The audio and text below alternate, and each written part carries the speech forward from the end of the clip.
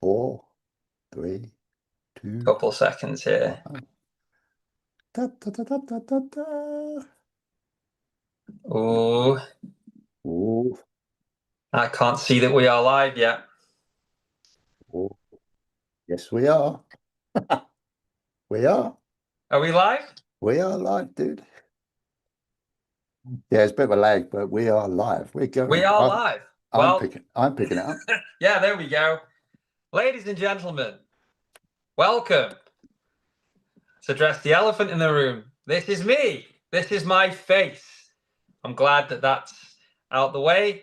Now you can now you know that it is me on the poker chip. But anyway, this isn't about me. This is Sundays with Craven episode 17, and I have a very special guest. This is my first live stream podcast on YouTube, and I couldn't really think of anyone better to share that milestone with than a good friend of mine.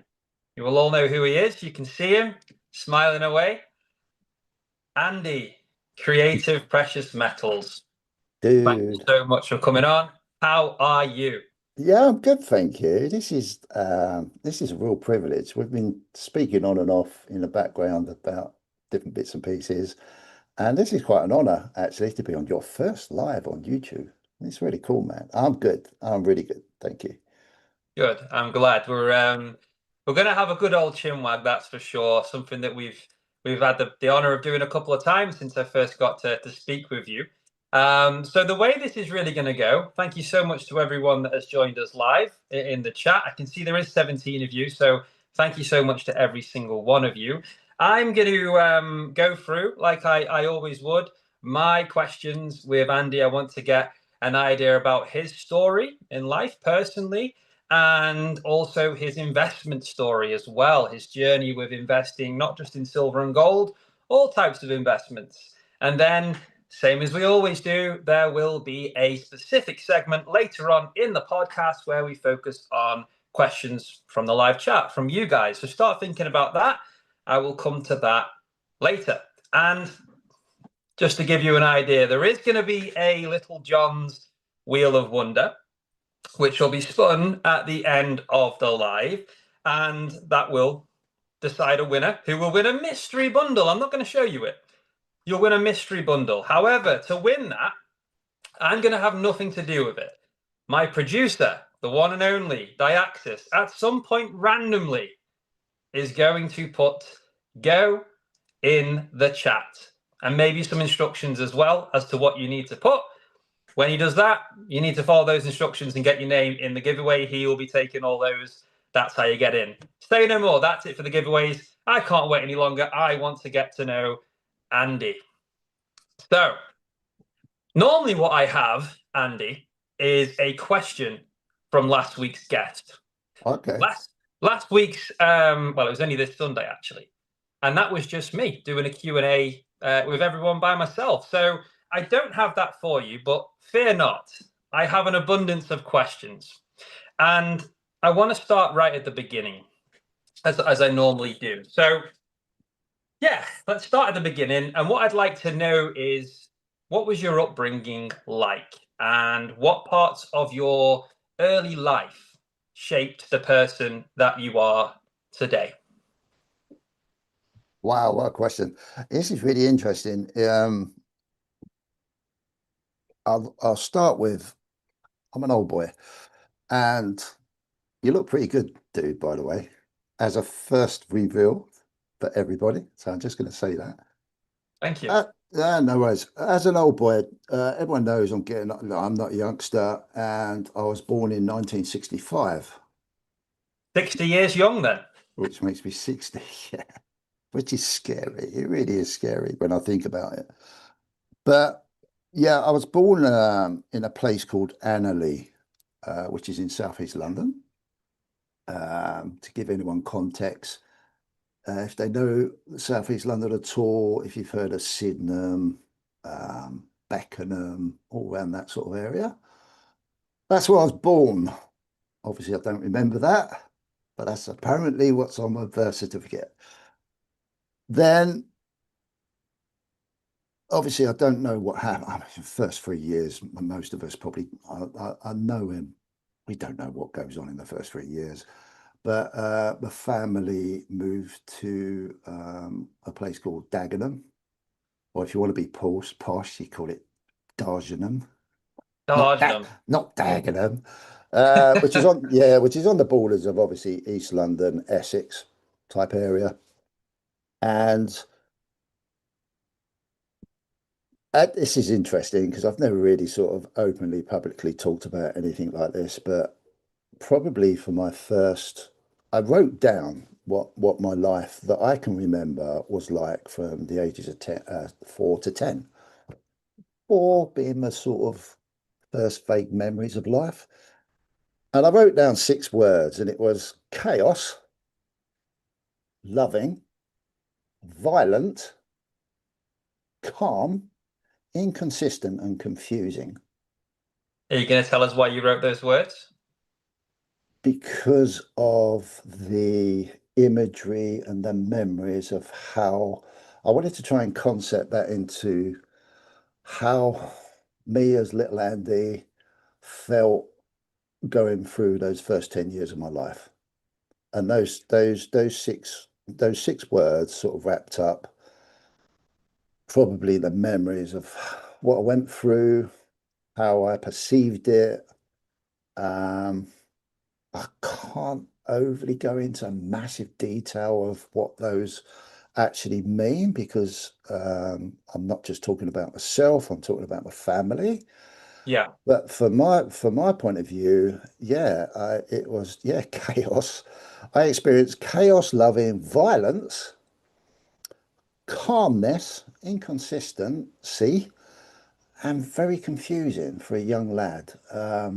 And that was basically around my family environment, which, to put into context, maybe wasn't the best. But then I did throw in loving because there was experiences of that too. But the whole aspect of that 4 to 10 years was it the experiences from a personal point of view was I experienced things like strange things happening. Well, I'll take you down a rabbit hole. There's strange things happening on my wall at night, things I couldn't really, well, just really blew my mind. Didn't know what was going on. Along that was weird, a very weird experience, probably witnessed between the ages of 4 and 5. Um, And you fam still remember that? oh, vividly, man. I can't get rid of it. Can't get rid of it at all. And it's played a really interesting part in my life all the way through. But yeah, experiences like that could have been contributed through the chaos that I was witnessing during my so-called family upbringing. Um, as I say, violence. I was very fortunate that, and I'll be openly and honest, I was I was always an observer of this in my life in the very young days. I was never a victim personally, a physical, but I was a witness around it. And when I say inconsistency, I did not know which day any of this would happen, and that was what made it very confusing for me growing up. Yeah, If that makes sense. it does. I'm taking in what you're saying. It's a specific time frame you mentioned before, well, between, sorry, 4 and 10 years old, that sort of time frame. I was really interested by the words that you picked. Sort of, you could go from saying chaos to calm, violence to loving. There's a real mixture in there at such a young age. Respectfully, Andy, I won't push you No, that's onto cool. anything that you don't want to say. Yeah, that's cool. But on what you are happy to elaborate on, yeah, what more could you give us on that? Because it's so much, and we're at such a young age here. It's trying to explain it from my personal experience was exactly that. I would wake up in the morning, well, after having a really weird night, And then I wake up in the morning and I didn't know it at the time, but what I, because I couldn't put it into any context at that age. But looking back, I just think, crikey, there was such this variation of non-consistency to maybe what my children have been able to experience, where you get up and go, hello, how are you? And as a rule, you have your breakfast, you have this, and then you go about your day as you grow up, and then you come home and hopefully mum's there, dad's there, or whatever, and then you experience a normal evening, whatever that normal evening is, and then it repeats, doesn't it? As you grow, with slight variation, but it repeats. I can't recollect feeling that there was any, that's where the consistency didn't come in, because I would go home and think, what am I going to witness today? What's it going to be? It's just like, and I remember that. And yeah, as I said, and I will keep saying, I was not a victim from a physical point of view, but I witnessed it through what was going on around me. And that always made me feel that at the time, probably this is normal. But as I got through my later years of that period, my escapism was to go to where it was consistent. And that was basically into a friend's house where there was this consistency in the family setup. And it just felt nice. It just felt cool. And that was my escapism from it. That said, I think it made the person I am today for sure. Because it had probably, I didn't realize how big of an impact it made on my life until I got into my 50s, to be fair. Um, but yeah, it definitely made me. And to be fair, when I reflect back, it was a massive learning curve for me at a very early age to see the different variations of what love could mean, what violence could mean, what inconsistency could mean, and how it has an effect on you mentally, and how it affects the environment and everything outside of that environment as well, because it really did. It's fair to say, Andy, once again, I'm not going to push any specific buttons here. I appreciate you being open as you have been. There were some troubles, some challenges in your younger years. You mentioned between 4 and 10 years old. You spoke about consistency with a family. You're a family man now, something I'd like to get to afterwards. Do you have that consistency now that you wanted when you were younger with your family as a father? Yeah, I think so. Yeah, majorly. Yeah, it taught me a lot. It taught me about everything that I didn't want to be half the time. It taught me a massive value. It taught me a hell of a lot about what we do as human beings, how it can affect the ones we love and bring into this world.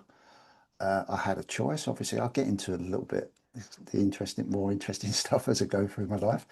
But it taught me a hell of a lot, Craven, to be fair. Um, and the biggest impact is what we do as people has a massive effect on the ones that we love, and that I hope has made me the best dad I could be today. That's really good. And That's I massive. do, yeah, and I do have a question which is about that parenthood later on. But yeah, thank you for sharing that in regards to the younger years. What does it look like? Take me back to when Andy grew up a little bit and started moving into the teens. Did you get into trouble? What happened at that point? It, it, it was interesting. Let me put it into context. So obviously I was at primary school, went through all that. I can remember, besides that, I mean, that's sad, but I can remember decimalization, which is really, and it's really funny. One of my memories of that, getting into the coinage thing, albeit I'm not into the numismatic coin stuff as much, but one of my earliest memories, and it my bit of a claim to fame through my age, is I remember that the talk just from how old would I have been? Decimalisation 6, I think. 71, I think it was, 70, 71. Yeah. And I remember that the talk was there was something going to change in money. Not that I understood any of that. I wasn't interested really. I just wanted to be a tree and be a cowboy, really, to be fair. But I remember that, and we used to have milkmen come round then, and I always remember a card that was left by the Unigate milkman at the time, when Humphreys, people might know that if they're my age, Humphrey Straws, you remember? That's a milk thing. Sorry. Yeah, no, you won't. Um, yeah, a little card was explaining the conversion rate of what was going to happen. And I haven't got it, but that's one of my earliest memories of when money changed. And I remember everyone was given a card of how to convert what the old money was in the new money, you know. That's a sidestep. I can, I can briefly, from a violence point of view, at those ages, I went to school. I wasn't particularly, school was really different then. There was a lot of discipline. God, everyone was scared of the headmaster because he was out of line. You get the cane and all this sort of stuff. But those early years in that particular time, because we did move around a lot. Um, was the schooling at that point. Never really liked school. I was more interested in like being away from the chaos and then playing around and being, just trying to be whatever I was trying to be, boy, back in Yeah. those days, But yeah, there was the normal stuff around. I'd give you an idea of the violence outside that I witnessed, because I was quite a sensitive little kid, and always have been in all my life. But there was like, I remember people trying to stick cigarettes in my eyes and all those fear things when you're out and about. And it was nuts, man. And that was like to experience stuff like that outside of your home environment and then to go home and think, oh my God, what am I going to see now? It Yeah. was really weird. It was really strange. But I'm not going to go on about that too much because there was love there. I was the youngest of three children. I feel like I was protected more than my other siblings. Maybe that's because my age, I don't know. Um, but I was still witness to it all. Still witness, and it's as clear as anything. Protected by who? I think generally that, but that's a good question actually. I don't know. There was always, I don't know why I was protected from, because I could have possibly been involved in a physical way. I don't know, but I was always there observing the chaos around me. And for some reason, I wasn't involved in the chaos, but I was always there observing it. Um, and I do believe my mum played an important part to try and give me as much protection around the chaos of the household, being the only boy as well. Whether that was a mum something, I don't know, but Yeah. it's something that even to the day that my mother passed away a few years ago, that was never really spoken about too much, which was difficult for me personally because I wanted to know all the whys, at certain Yeah. aspects of my life. But that said, there's still some love there, and it was, I was okay from a physicality point of view, but Jesus Christ, does it play with your head? It has a massive impact on you mentally. But Understandably. yeah, absolutely. So then we moved. I think we moved roughly when, try and think, maybe I was about 8 or 9, to a posher part of Dargenham. You just have to go. I had no choice. You just go, don't you? You go with your family. Um, and then I would say from 8 years of age to I'm really having to think here. I'm going to timestamp it about 12, maybe 11. It continued. It was just a different property, but the chaos and mayhem was just the same. And I had to go to another school, met a new group of friends, which was really cool. Um, we had we had primary school, junior school, and senior school then. It wasn't anything else other than that.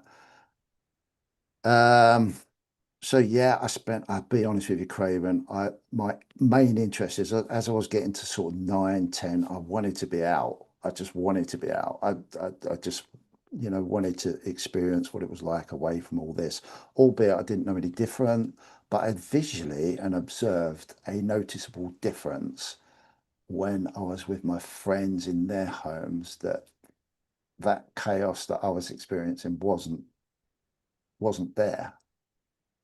And that made me sit there and go, Yeah. what's going on? What's going on? What's really going on? Maybe I shouldn't have experienced it. A lot of people say, "Oh, yeah, he died. It's such a shame. You shouldn't have been." But it made me. I'll tell you what. To get to me to where I am today. I am not saying I want it any other way because it made me just a totally different human being. And there's also this thing going on in the background with this weird things going on at night every now and then. And when I Maybe, sorry, maybe we can come to that sure, briefly at the end. sure, but it was a part of that time of my life. There you go. Yeah. And it was there. I think it's important for me to say it was there. So when I turn around and say maybe I was sort of protected a little bit, I don't know what from. I experienced it physically, didn't realize there was a possibility that maybe I was being protected in another way. I don't know. I have no idea. I've got my theories on it now. Yeah. But it was there and I observed it. That's the main point I wanted to put across. It was there and I observed it just as much as the physical things I observed. So that was cool, weird.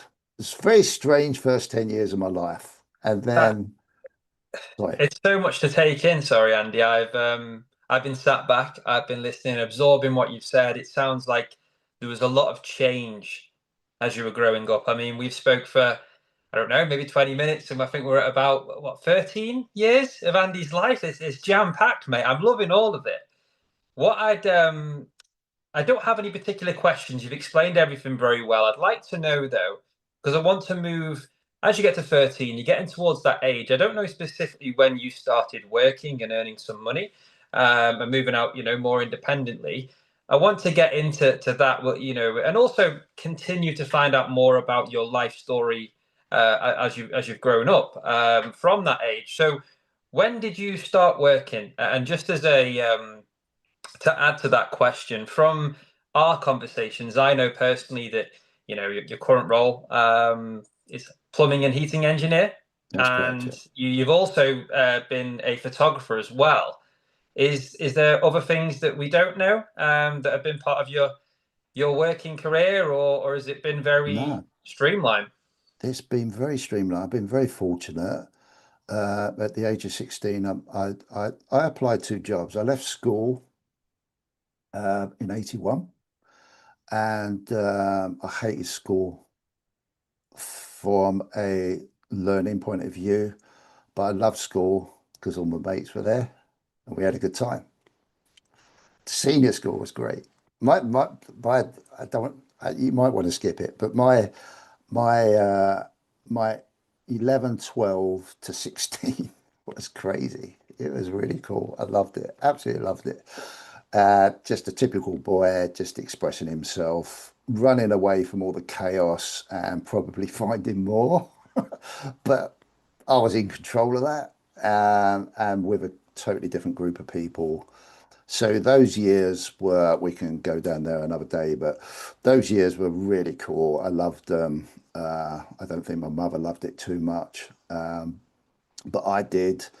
I learned a lot, and it was a real good. When they say about those years are very explorational for a young man, They are very educational, and I enjoyed it and I loved it. I loved every minute of it, to be fair. But I left school at I turned 16. I left in that summer of 81. Before I left, I had my, my my older siblings were very clever, and well, my whole family was really, to be fair. And I always felt I was a bit of the underdog, a bit the outcast. And I got it drummed into me because my father had left the family years and years and years ago. Before that, I won't go into that unless you want me to, but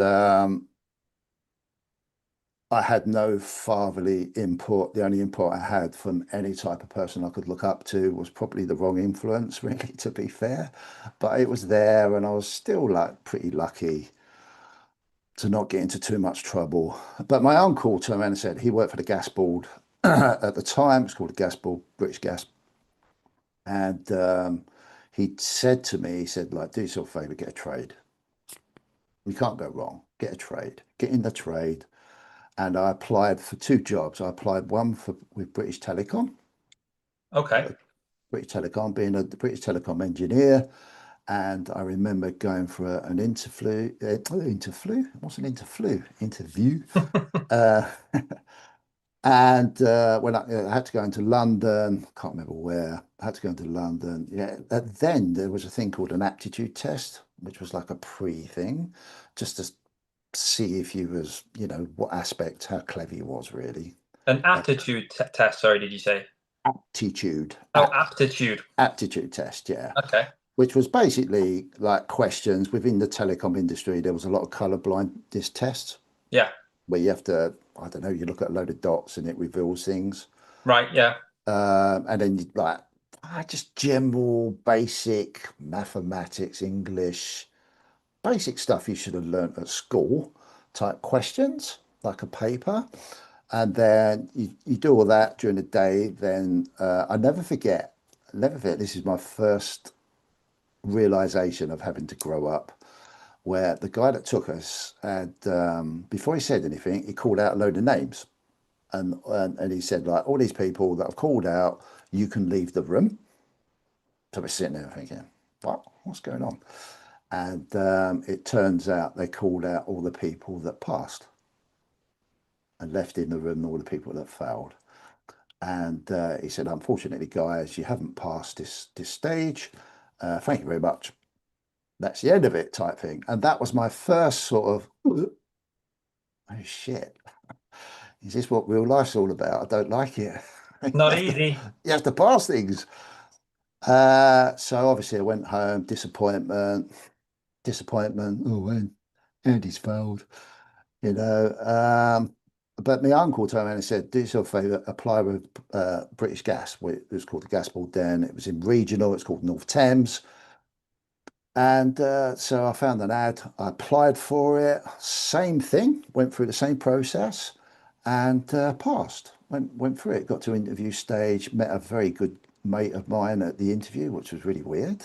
Talk about strange experiences, but I hadn't seen this guy for, well, since I was 10.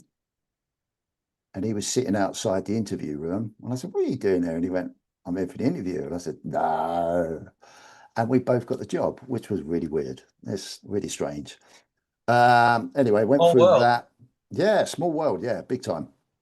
Went through that and managed to get the job, and extremely lucky because we was the last set of apprentices to be taken on. I think it's for 8 or 9 years. Wow. Yeah, yeah, Meant to be. It was meant to be. it was meant to be. And yeah, I was lucky enough. But the big disappointment at 16, it was like going back to school, which I didn't like at all. But I got through it. It was 3 years. And that there was failure in that. I failed my final exam, my written exam, passed all the other modules, failed the written exam. Then we was given one last chance, had to go to Paddington, which was 31 stops on the underground train from where I lived every day for 6 months. And I knuckled down and got distinction at the end of it. So that was a great learning curve as well. And then from there, I become a gas engineer, and that's all I've done all my life for 44 years. I find that really thank you for that story, by the way, because I love to hear the background and link it into where you are now. And it's interesting because so much happened with you at a young age. But what I was interested in there is the fact that you have done this for 40 plus years. You know, I've been open and honest with everyone in my working career. I'm approaching 30. I've had probably double digits of jobs. I'm happy with where I am now. But when I speak to people who are older age than me, to be respectful, like yourself, um, I see a lot of people that have had steady careers. You know, they've stuck in the same trade. It is a lot of tradies, for example. And I think, wow, I wish that was the case for me. Maybe I'm just really, I don't know, maybe I get bored easily. Maybe I get restless. I don't know. Maybe it's me. But I respect the fact that you stayed in the same trade for all these years, and you're still doing it now. And you seem happy with that. Photography was that a hobby? Just to touch on that bit quickly. It was, yeah, that come along way later in my life. There's a story behind that. I've been self-employed for 2000. So it's 25 years. I've been self-employed. Loads Wow. of stuff. There's a lot of story that I'm overgoing here in between that. Um, yeah, I got to a stage in my working career where I could make a few decisions, to be fair, and I love nature. At the age of 50, it was, yeah, it was 10 years ago.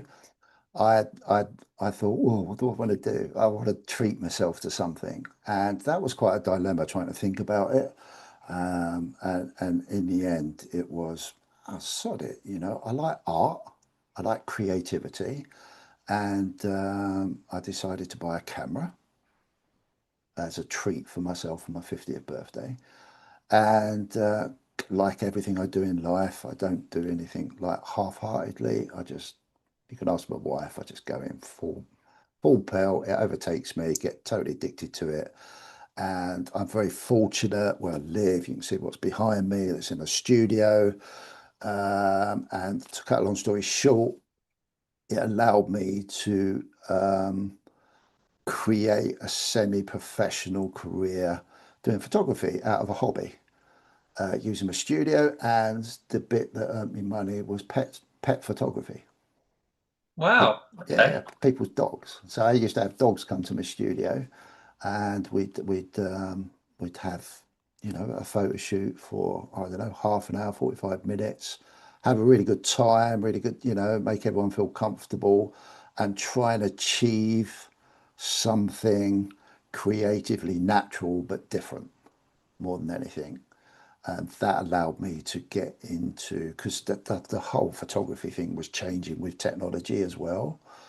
But that, there was software that allowed you to tart up the pictures a little bit better. There was a lot of controversy over it about the realness and the not realness, but I bought myself a thing called a wacom pad and a pen, and that allowed me just to draw out little bits of more character and detail in the image and make it a little like pop out a little bit. Nothing overly, still keeping it natural, but just learnt the techniques of yeah, using contrast and using shading and bits and pieces just to bring out the features of of whatever I was photographing.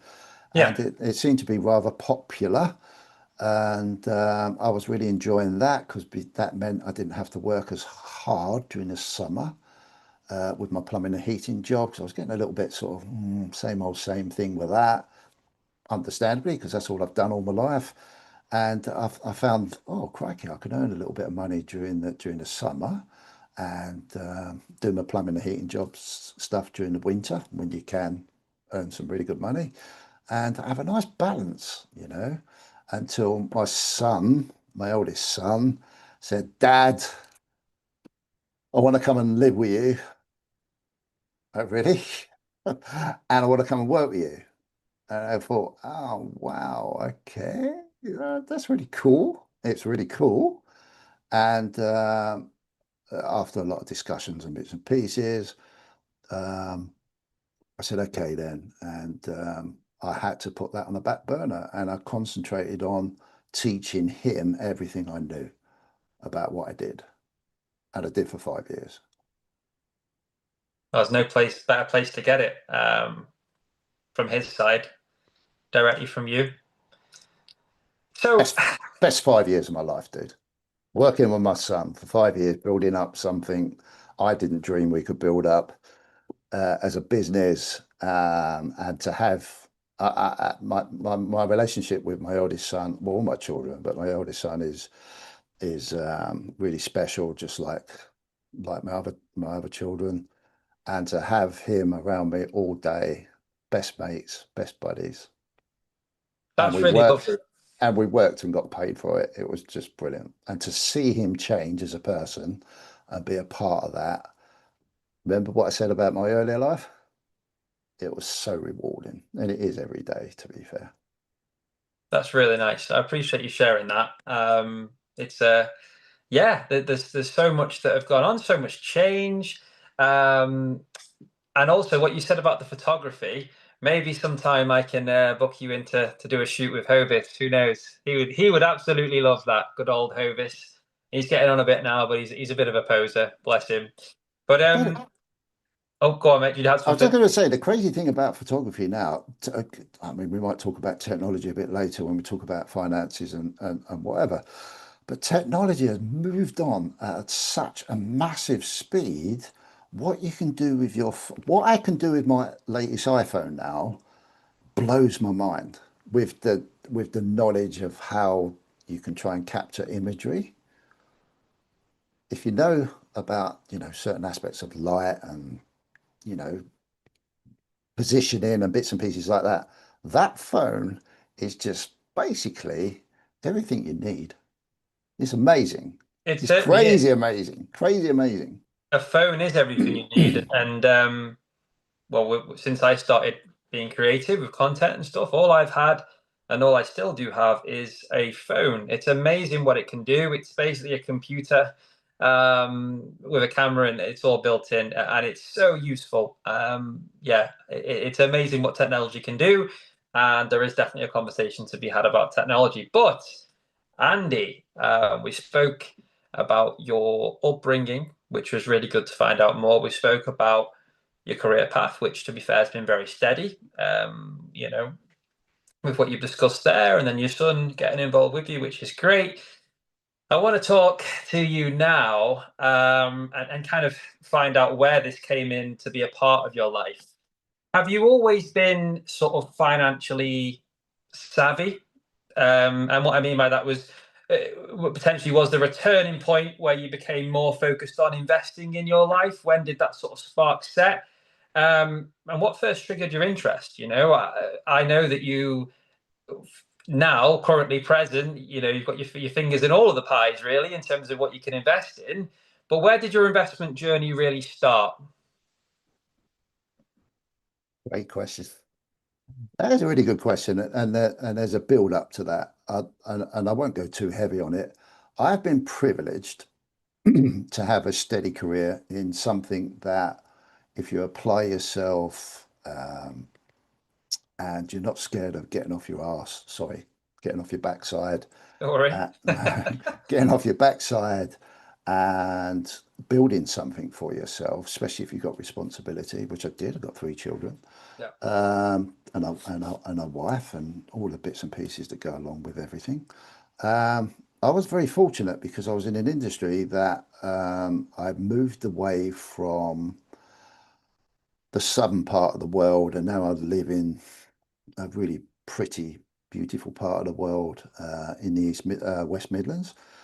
And I was working in London for a while, working hard, And then it got to me, it was too much, getting up at 5 o'clock in the morning, getting home at 7 at night. It's a freaking long day, loads of traveling. It's ridiculous, absolutely ridiculous. So that's when I decided to go on my own, didn't look back, applied myself in everything I've ever learned in my life. And within, I would say it wasn't overnight, it was a good 5 years, built up a very reliable self-employed plumbing and heating engineer with all the trimmings of building it out, having people working for builders, the ups and downs, all that stuff. But because I was in an industry that I personally wasn't afraid to work hard in, I never ever really worried about, this sounds very arrogant, pompous, but it isn't meant to be. I never worried about money because I was very fortunate to be healthy and be able to go out there and grind. And what I've always learned from the age, probably it really hit home to me when I was about 23, 24. If I really apply myself, the industry that I've learned, I didn't like for a little while, but I began to learn it. I saw the reward from it from an early age, and that allowed me to have a fairly cool existence, a nice balance where there was no pressure. I mean, we can get into how things have changed financially at some point, but I was very privileged not only to be have that as a work ethic, but in an environment that allowed it. You know, it wasn't. There was plenty of money around. There wasn't this crazy. Oh my God, I've got no money at the end of the month. There probably was for some people, obviously, but as a rule, as a general rule. So I call that the bubble, and I'm very privileged to go through that. That's worth mentioning because Yeah, in some fields, some people have the work ethic and they want to grind and earn more money, but the work sure, isn't there. So if you've got sure. ample options for your work and you've got the ethic, Yeah, you're in a good place. yeah. And I've recognized that because then in the latter part of, in my 40s, there was this big thing about, oh, you go to university, the trades were becoming, no one wanted to go in them. Absolutely. And now we're seeing the effect of that now. There's just such a shortage. Um, so I was really lucky, but I still worked my frigging balls off. Yeah. I really did. So that really looked after me. So I had no real need to worry about the money as long as I could wake up in the morning, be healthy enough, and go out and apply it. So I didn't think about anything like that until right up until I was roughly 56. Not too long ago then. No, 4 years ago, 5 years ago, 5 years ago, sorry, 55. And at that point in my life, everything was ticky-to-boo, wonderful, super. The ups and downs of being a dad, raising your children, being married, all that stuff, that's just normal. And then, unfortunately, in 2020, my mother becomes quite seriously ill. And that was the start of a, a change, a real change. I was very privileged to have some beautiful time with my mum, building up and having some really cool conversations about life and the earlier bits in life. But little did I know that was going to lead to not long after that, we lost her. And just shortly before then, it was quite a month actually, and I can remember it so well, that my mum had remarried, blessed, to a lovely guy that she was with for a very long time. And sorry, I got cramp. Oh dear. Got cramp. So that must have touched a nerve, maybe. I don't know. Not Yeah, good timing. yeah, she got remarried to a lovely guy that looked after her, gave her a better life, and it was beautiful to see. And unfortunately, within a month, we lost him. And then a week after, my oldest boy, that we'd built a complete new life and a business model around, said, Dad, I've fallen in love, I'm going back to Essex. And a week after that, my mum died. So within 2 to 3 weeks, um, I experienced something that I wasn't expecting. And yeah, that was quite a moment for me, really, to be fair. And I can't explain it with words, but it was really tough. It brought up all sorts of things within myself. Um, I had the real privilege of being at my mum's side as she died, held her hand as she went. Something I'd never really experienced in my life, which was mind blowing to go through. But then the after effects of that was all I can say was a tragic loss. Um, it brought all sorts of things to light in my mind, and I really struggled for probably 6, 7, 8 months, probably even a little bit longer. It really took me, yeah, I can't explain into words. It had a massive, it really made me sit there and think, oh shit, what is life all about? And this was 4 years ago, was it? This was in 2021. Yeah, Yeah, yeah, it's all started to go. It's all around the COVID era, which yeah. made it even more difficult and stressful. Um, Have you yeah, recovered from that yet? 2021. Yes, definitely. You have. Yeah, I don't think I don't I don't think any. We can get into this in another podcast or whatever. Yeah. But I've got big, strong views on it. I don't think you ever recover fully from any trauma in your life or anything that goes on. But the art of it is to find yourself within it, and and find a way to soldier on and use the experience in a good, positive way more than anything. Yeah, I think what thank you for sharing those things. I think what makes a big difference in what you've gone through is that these different events have all happened and compounded at the same time. They are all going to be a challenge for you individually in their own right, such as you mentioned, but to all happen at the same time, that must have been very difficult. I'm really glad that you said you've recovered and you can see the positives. I think that's good. I think, when we go through challenges in life, um, sometimes really, really bad, heartbreaking, and they take us to a dark place, which it sounds like you've been to, and here you are. And I think over time, as we heal, I think they make us a stronger person, um, Yeah, which is 100%. yeah. So, Yeah, do you think, despite how difficult this time was, do you believe you are a stronger person now than you were without 4 years ago? 100%. I'm a different, totally.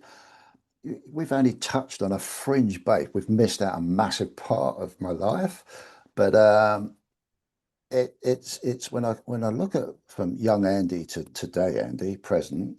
Yeah, massive, massive. But every day, I just try and live in the present as much as I can, and just treat it as a day at school, and try and carry those experiences to have and make the best of what I can be, the best person I can be. And I'm not scared to look at upset. I'm not scared to look at the darker side of what upsets us anymore. It's just learn from it, see where it takes you, and just crack on. Especially being a father, because I've got a bit of a responsibility to be like that with my children.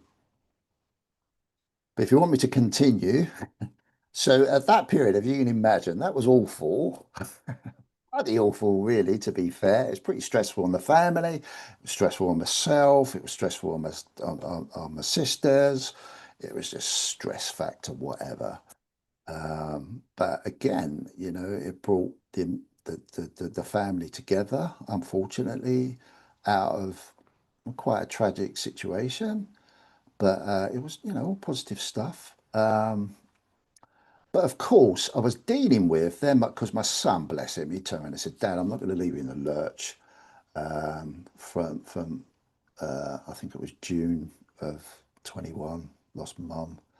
He said, like, I respectfully, because we had a ton of work, we had a wonderful business. My son was set up for life, and I was set up for life, to be fair, because I had a good business income stream.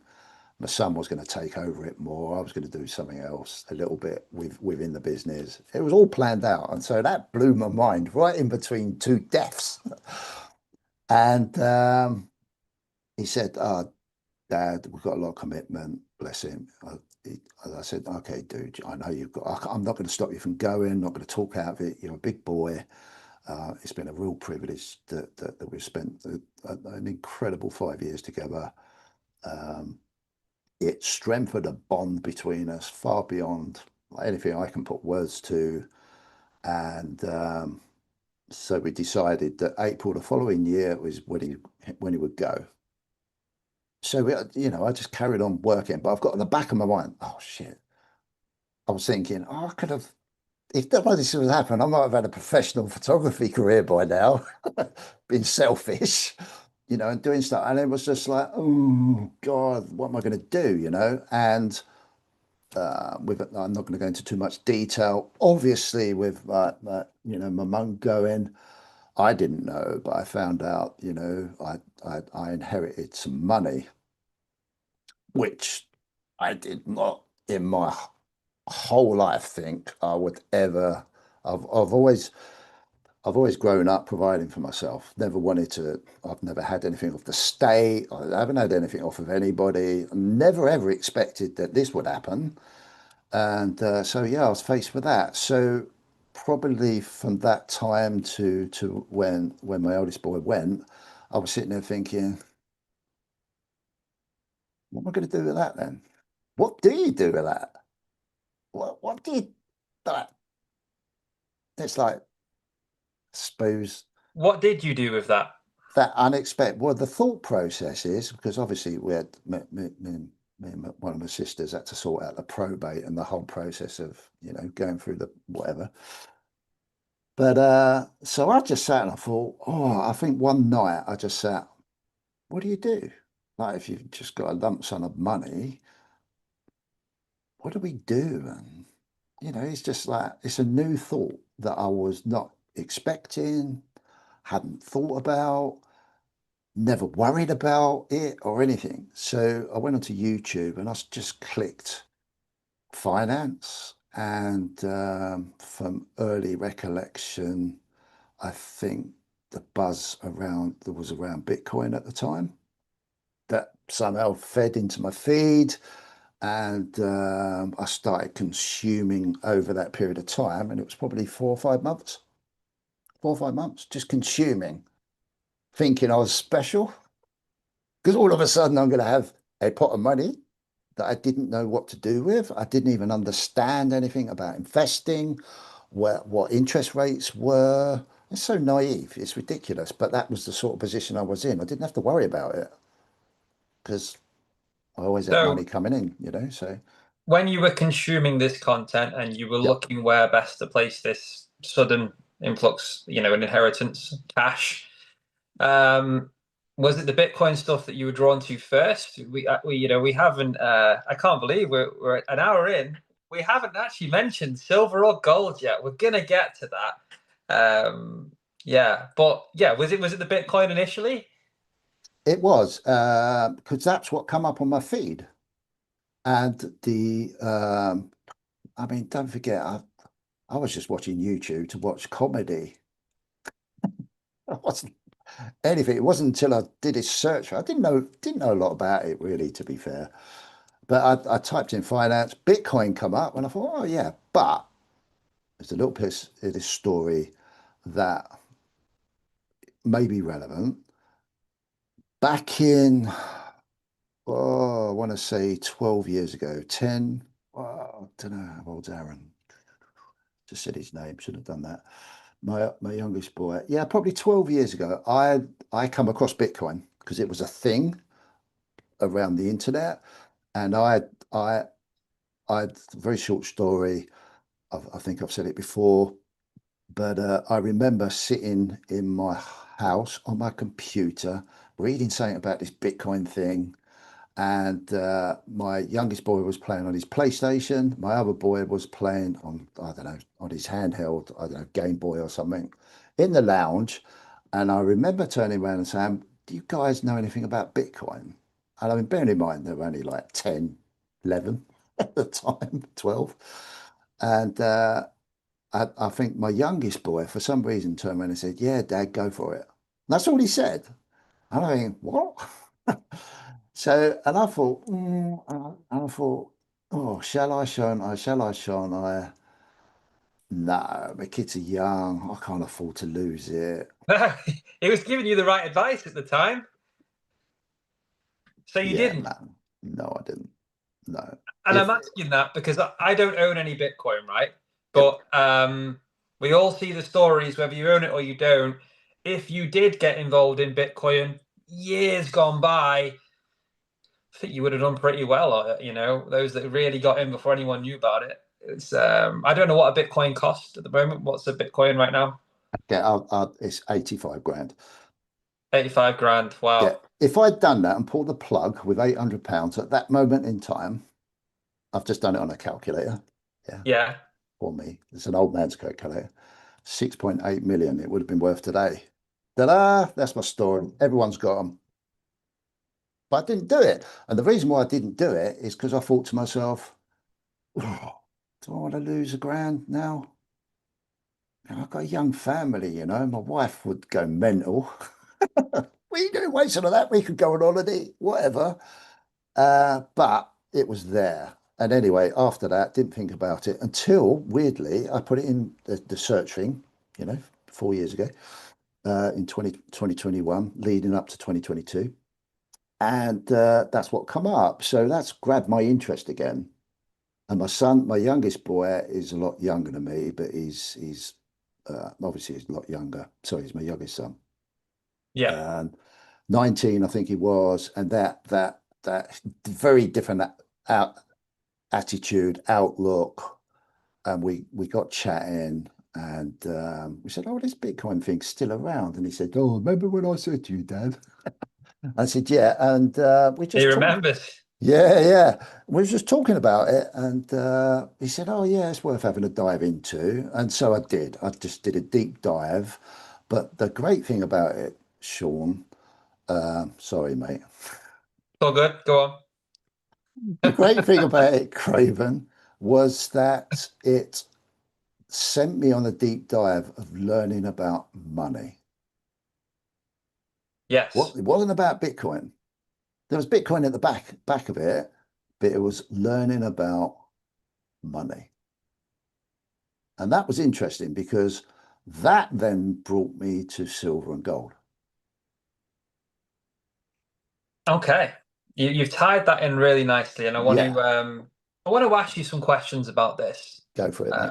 Really great way you've led into that, by the way, and got us to this where I want to ask you some questions. And I appreciate you sharing that, despite probably being one of your regrets with not purchasing the Bitcoin at the time. But who were you to really know? You were going by your thoughts at the time, and it's always nice to think about things in hindsight when you see that your £800 now would be worth over 6 million. Crazy, absolutely crazy. But I'm not saying that to rub salt in the wound.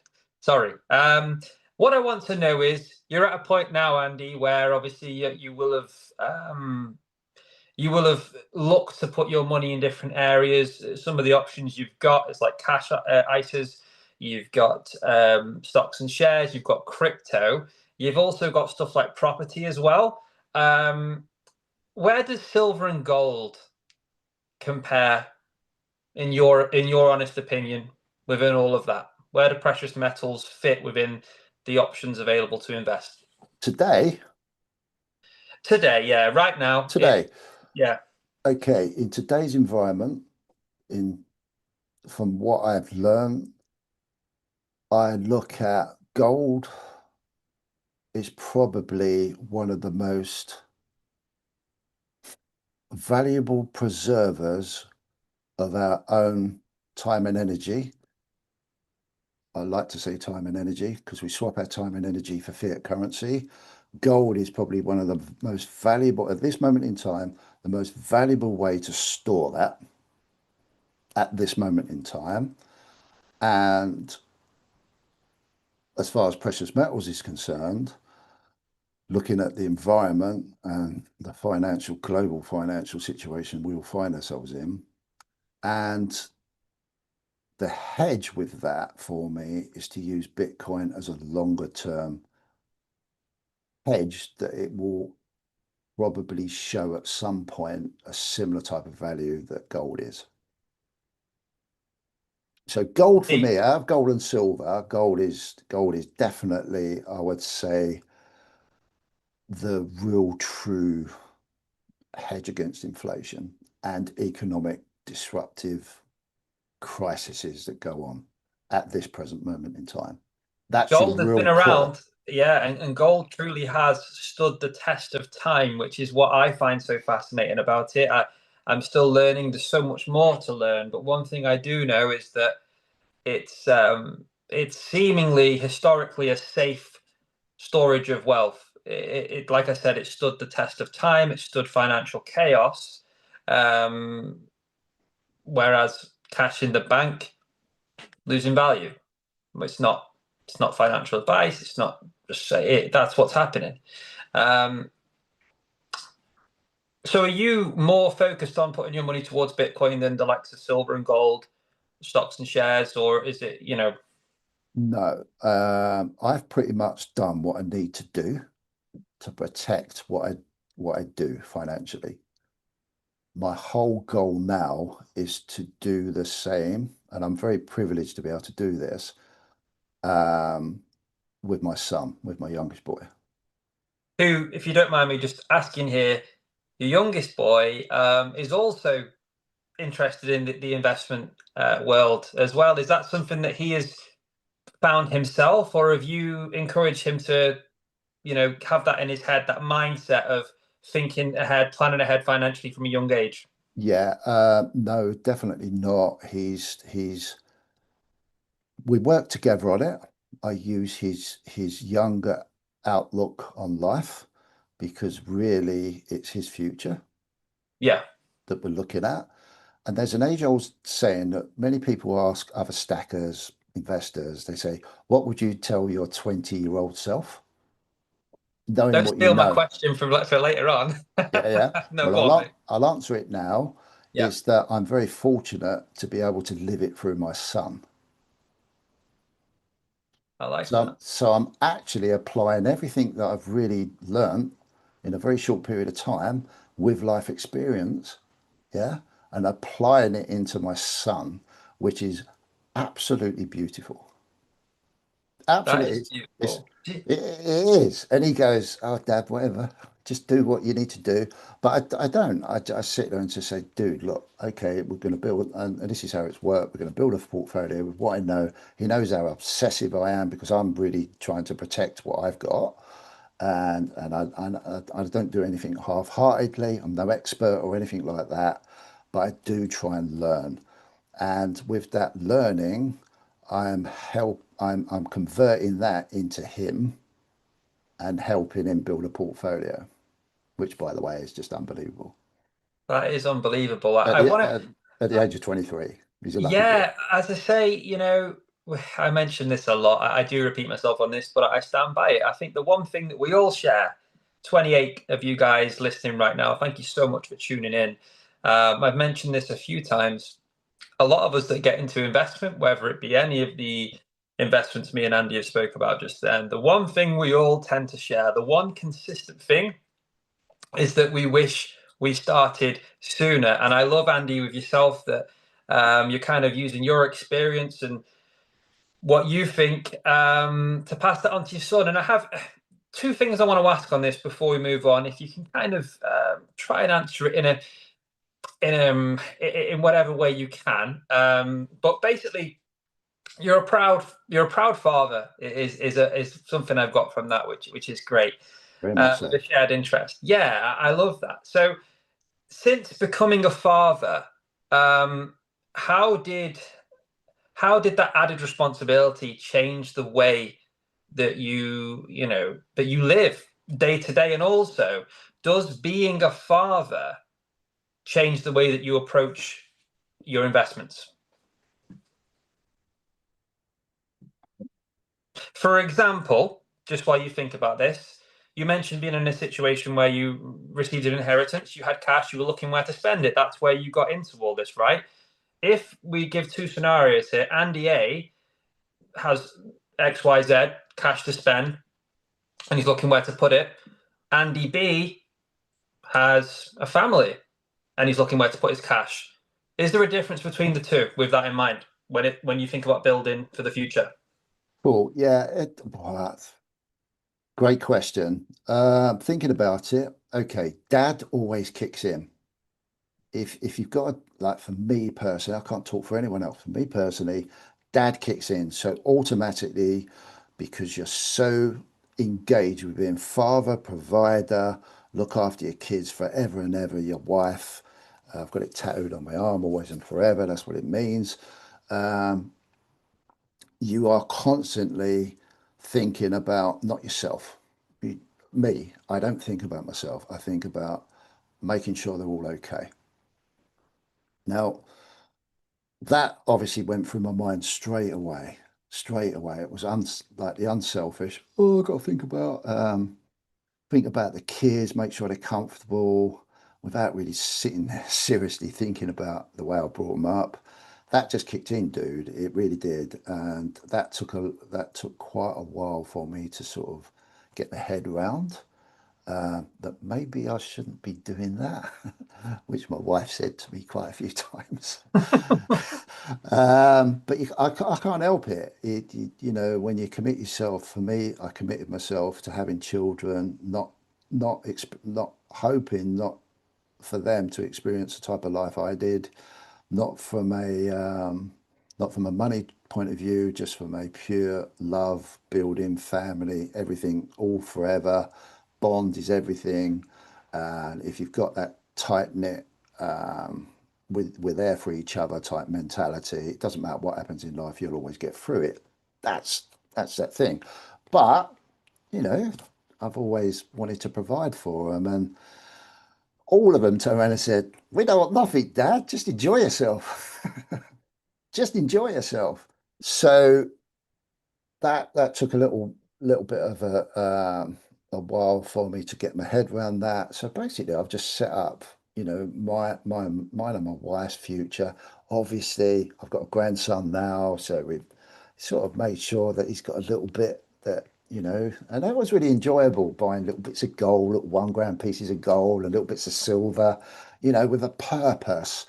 But I think, with hindsight, I could have been a little bit more, I was probably blinded by that. So it's a good lesson there.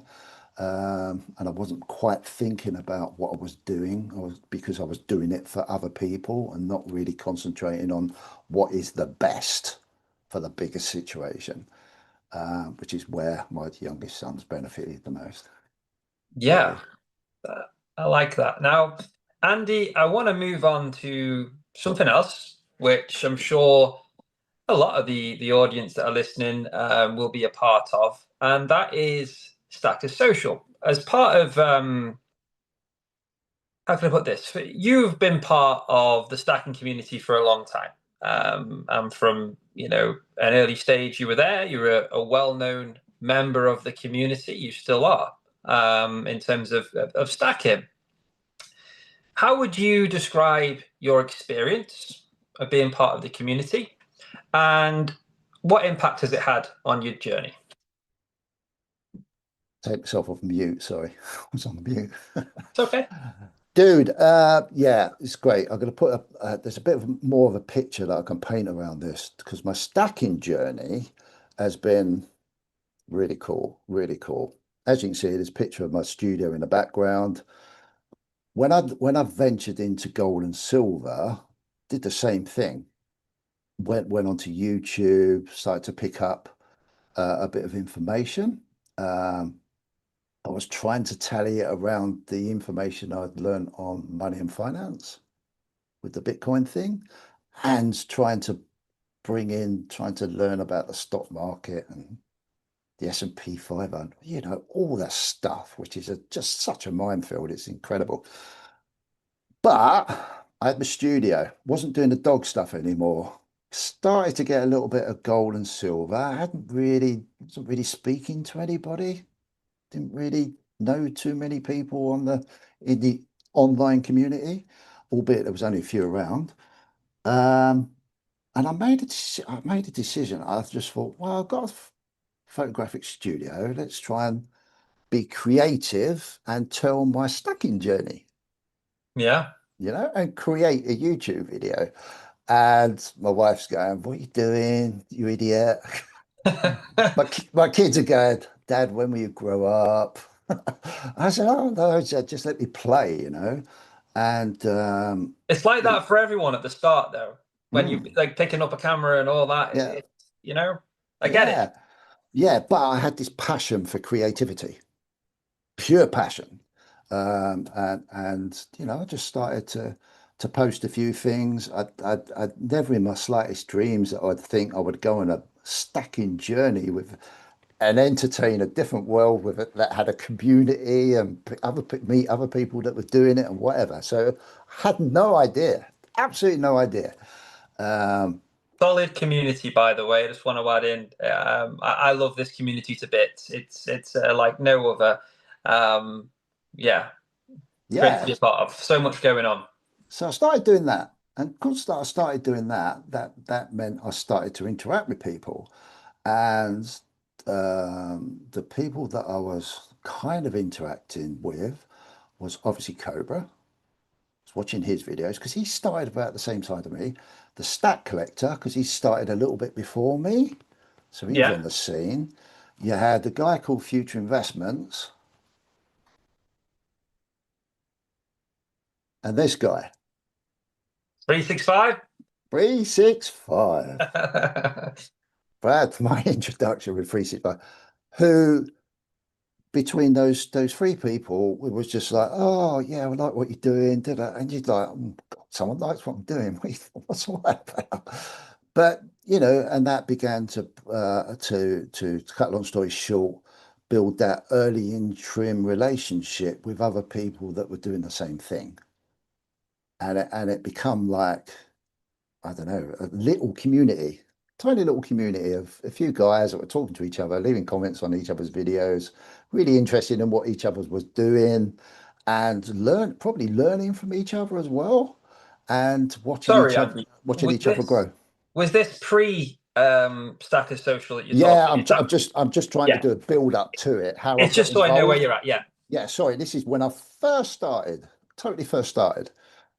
So I did that, and that we all started to grow. The community started a bit more interest going on, and we're all dead excited. I got trapped into the whole silver gold thing, thinking I was saying personally thinking, oh good, I'm a gold stacker, I'm a silver stacker. All that stuff, which is crazy, but it was cool. I loved it. I just couldn't wait to make a video. And then someone might fact check me on this because I might have my timeline a little bit wrong. I think at one point, 365 said to me, he said, because I started drinking whiskey as well on my channel, and he said, "Oh, why don't?" He's the whole reason why Whiskey Wednesday become Whiskey Wednesday. And The what whole day are we on reason, today, folks? We're on a Wednesday, Wednesday. but with no whiskey, I'm afraid. No, I've got a monster, but yeah, please So, but carry on. this is, yeah, yeah, it's his fault. It's his fault. But God, he was so supportive. It was really cool, man. And I was very fortunate and yeah, I was bloody fortunate to be around people that were had so much passion and enthusiasm, which, if I'm brutally honest, and I've never hidden this, that I just like the stat collector. That's a stat collector because he was very creative and he was changing his videos and I was very creative. I was watching what he was doing, thinking, my God, how's he do that? And he always used to reach out and just say, like, CPM, if you ever want the help, I'm so stubborn and like that. I want to learn myself. but it was really cool because it was so inspiring to me to see this change in what was evolving. And it was bloody exciting, to be fair. And that core group of people with, Backyard Bullying was doing his thing in the background. And that was what it was. And it was a real honor to even be considered someone that was doing the same as these other people that were doing their thing. And then at some point, I remember, because the community was like, we were all really tight. And then at some point, I think 365 he had a Telegram group.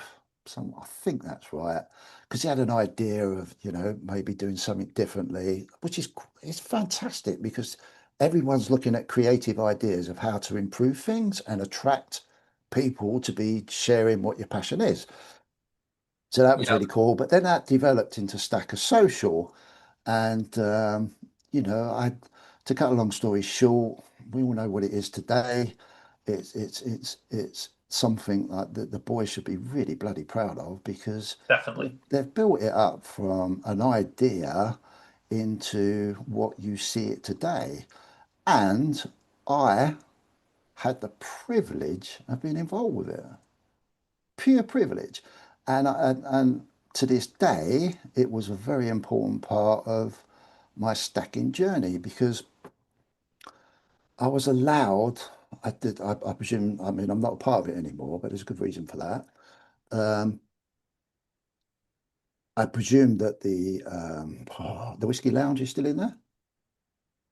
Yeah, Yeah, yeah, which is yeah. really The whiskey cool. lounge is So, still within there. Yeah, so I was allowed to be the landlord of the Whiskey Lounge, which gave me the opportunity to really be a landlord and have a voice chat, be my own little space in Stacker Social. And yeah, it was a real privilege that I was allowed or supported. I've met it, that in its own right led me to meet at a personal level and as a group level some incredibly lovely people that have had an impact on my personal life and outlook of what I'm trying to achieve personally. So, and just memories of being allowed to do that and trusted to do that. I feel very proud that I've been able to leave that legacy there, and I'm really pleased it's still there, and the legacy of that will continue, quite rightly so. And yeah, I'm really honoured. I got a lot of support, a hell of a lot of support. The guys worked really hard on that project, and it served me very well. I learned a hell of a lot about what I was trying to look for and achieve in my own journey. Um, it's like Berlin. I got the opportunity of Berlin. The first time I went, me and Cobra didn't know anyone else because no one else went. Backyard Bullying went, sorry. Then the second time around, that spread out. I mean, if it weren't for Stacker Social, that information wouldn't have been spread around in the way it has and probably the way it is now. And then, the second time around, there was a few more guys. Silver Stack. I mean, what a nice guy he is. Jesus, what a nice fella. Just I would never have had that experience if it wasn't for Stacker Social, which is why I'm saying it played a massive part. Sai, I had the most beautiful conversation and time with Sai personally that I would never have been allowed to have in any other circumstance. Well, I can only say that because I haven't had it. Beautiful, wonderful, brilliant. It's great. So that whole passage of me being involved in that small period of time that I was involved in it was, it was brilliant, man. Absolutely. And it meant a lot to me because I personally learnt so much from it on my journey of what I'm interested in. And unfortunately, it just got to the stage where I just got myself so wrapped up. We all know we've got so much time in the world. And I just was putting so much of my time and energy into there. One day I just sat there and I thought, what am I going to do with my own channel? what am I going to do? You know, do I really want, do I want to do anything with my own channel? And well, I'm missing out so much storyline here. It's ridiculous. But it Might have gives to it, do a part two, mate, sometime in the future. yeah, but it gives it a context, you know, and it's now allowed me because I had to make that decision and I miss it so much. I think I said to you the other day, oh my God, I missed the chat. Because that's how much it meant to me, having that just sitting there and listening to people that will come to you and just talk and feel better for it and just talk about general, to pick your brains a bit. I miss it so much because I'm a chatterbox, as you know. Um, but you know, you can't be there for everything and everybody. And I just had to make a decision and move on. But yeah, bloody hell. I will never forget it. It had a major impact. I think you've Really answered. good. Yeah, thank you, Andy. I think you've answered that question very well. I think you've spoken very well, and I think it's fair to say Stacker Social has had a very positive impact on you through your journey. I joined Stacker Social in April. I started stacking in April, um, and I love it. And like I say, the community is fantastic. I've met so many people. I've made friends because of Stacker Social. And you mentioned Berlin in there as well. I've never been. You mentioned you've been there. You mentioned Cobra there. I hope to meet so many of you guys. And if you are going to Berlin, I will be there. So yeah, hopefully see you there. Andy, I have got. I need to pick which ones to go for here because I also want to open the chat shortly for the guys to ask you some questions. But I've got a few more first to ask you, okay? So I'm going to ask this question, which I'm interested in because I don't know that much about it. Maybe you guys in the chat do, but I want to talk about digital currency. We speak about silver, we speak about gold, we speak about all different kinds of investments. You mentioned before about understanding money. It's where it starts. All these other things are just either something you can exchange it to or somewhere where you can put your money. But what if money is no longer a thing?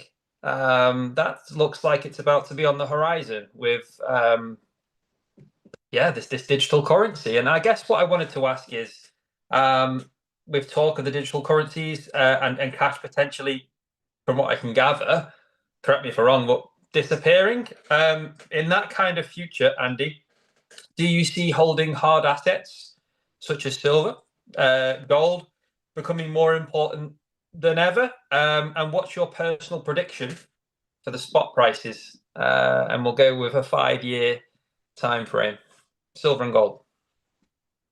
Okay, this is what everyone loves to hear, you know. Everyone loves to know the price. What's the price going to be? Well, I just get out the crystal ball and I'll tell you, but you know, I'm being facetious there. No one's got a crystal ball. And I'm definitely not here to advise anybody what to do.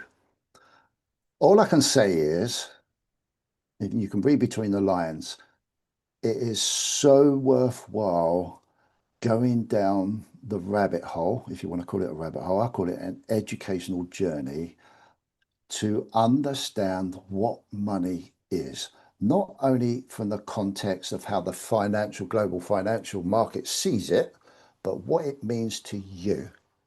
It's so important to understand that. Once you understand that, and you can't do that in 5 minutes, I know everybody's only got, well, most people in this crazy world of ours have got a total expansion of I want to know in 5 minutes. Unfortunately, guys, you can't. Like anything in life, you have to learn stuff. That's my first point. My second point would be um, all of my children have precious metals. That tells you the answer to your question. Is it going to play anything into the future? If I didn't believe that, my children wouldn't have them and they wouldn't be investing in it for Do they have, sure. sorry, do they have them off their own accord, or do they have them because they've been gifted by you or you've encouraged them to get it? I don't give my children anything other than birthdays and Christmas. They use their own money, they get their own money, and they invest it. If they want to use me as a medium to help them do that, I will. And the rest of it, and that's an educational process that we go through. It's not just a case, oh, do this because it works for me. No, do this, find out, does it work for you? Does it work for you as a budget? Does it work for you as what you're trying to achieve? What's your timeline, 5 years, 10 years? What do you want to do? How do you want to be? Do you even understand what's going on in the world? Those sort of conversations. Yeah. And then they make those decisions and use their money. Not mine. Not mine.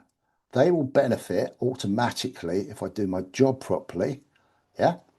From Yeah. what I do, but I've taught them, like I had the surprise, that if it ever happens, it's a bloody bonus. The rest of it is up to you guys. You've got to do it for yourself. That way, no shocks. You live your life the way you want to live it, you know, and the rest of it, if it comes to you, it's a pure bonus, man.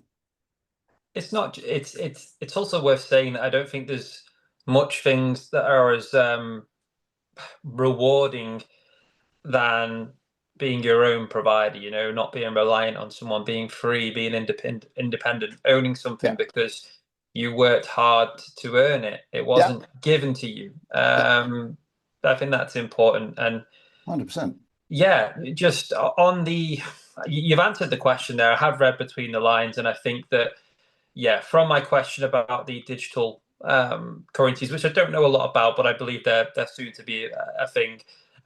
You do definitely believe that owning hard assets such as silver and gold, based on what you said, your children all have them, is going to be more important than ever to stay off the system, have something that's not necessarily controlled. Yeah, 100%. It's something I learned the other day when you look at all the avenues, if you can keep a portion of your, I hate to say it, wealth, money, whatever you want to call it, in something solid, and you're keeping hold of it yourself, yeah, you've got a better chance of keeping yourself outside the system, albeit we don't know what the system's going to look like, but you've got a better chance being outside the system than in the system. Well said. And It's massive. It's massive, Matt. It's you did, massive. I can't let you off on something. You didn't give me an answer to two things. I've got to Yeah, ask again. that's fine. Yeah. Um, it's just as simple as, do you have a prediction for silver and gold swap price in 5 years' time from today? And Okay. I love hearing this. Okay. Gold.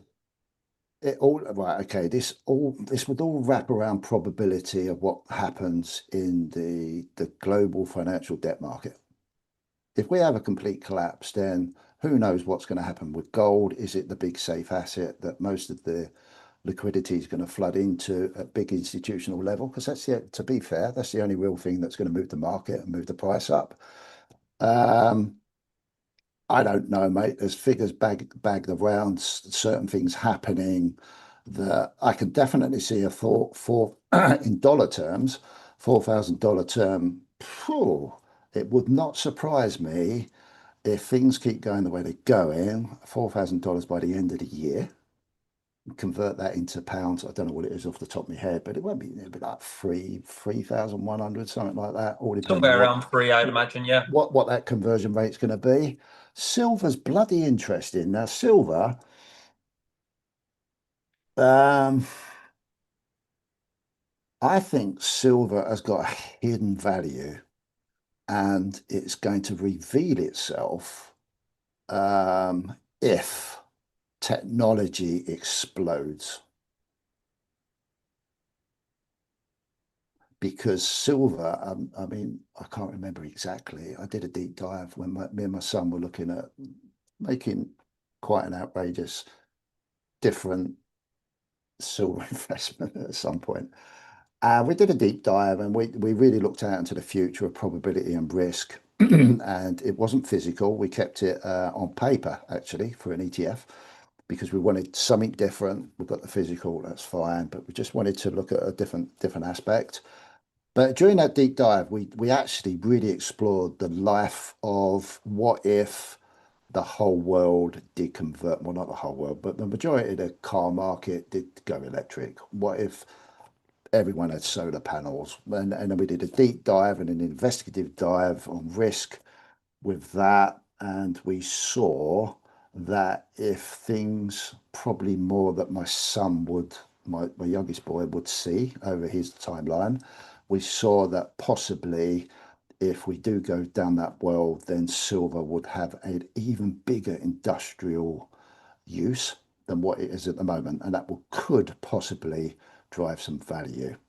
The It's the rest of, most conductive metal, right? yeah, apparently, yeah, apparently. So that was something that we took a risk on, and I'm glad we did because it's really paid for us. And but who knows? I don't know where that's going to go. It doesn't. I'll be honest with you, Craven. Nearly said your name. Sorry. I'll be honest with you, Craven. The biggest worry, more, yeah, is not about how much it's going to go up, gold and silver. It's what's it going to be valued in? That's why That's that's why I asked you. This is what I was going to come to. yeah, At the moment we're giving a cash price for spot. In the future, if there's a digital currency which is governed and that kind of thing, how does that work?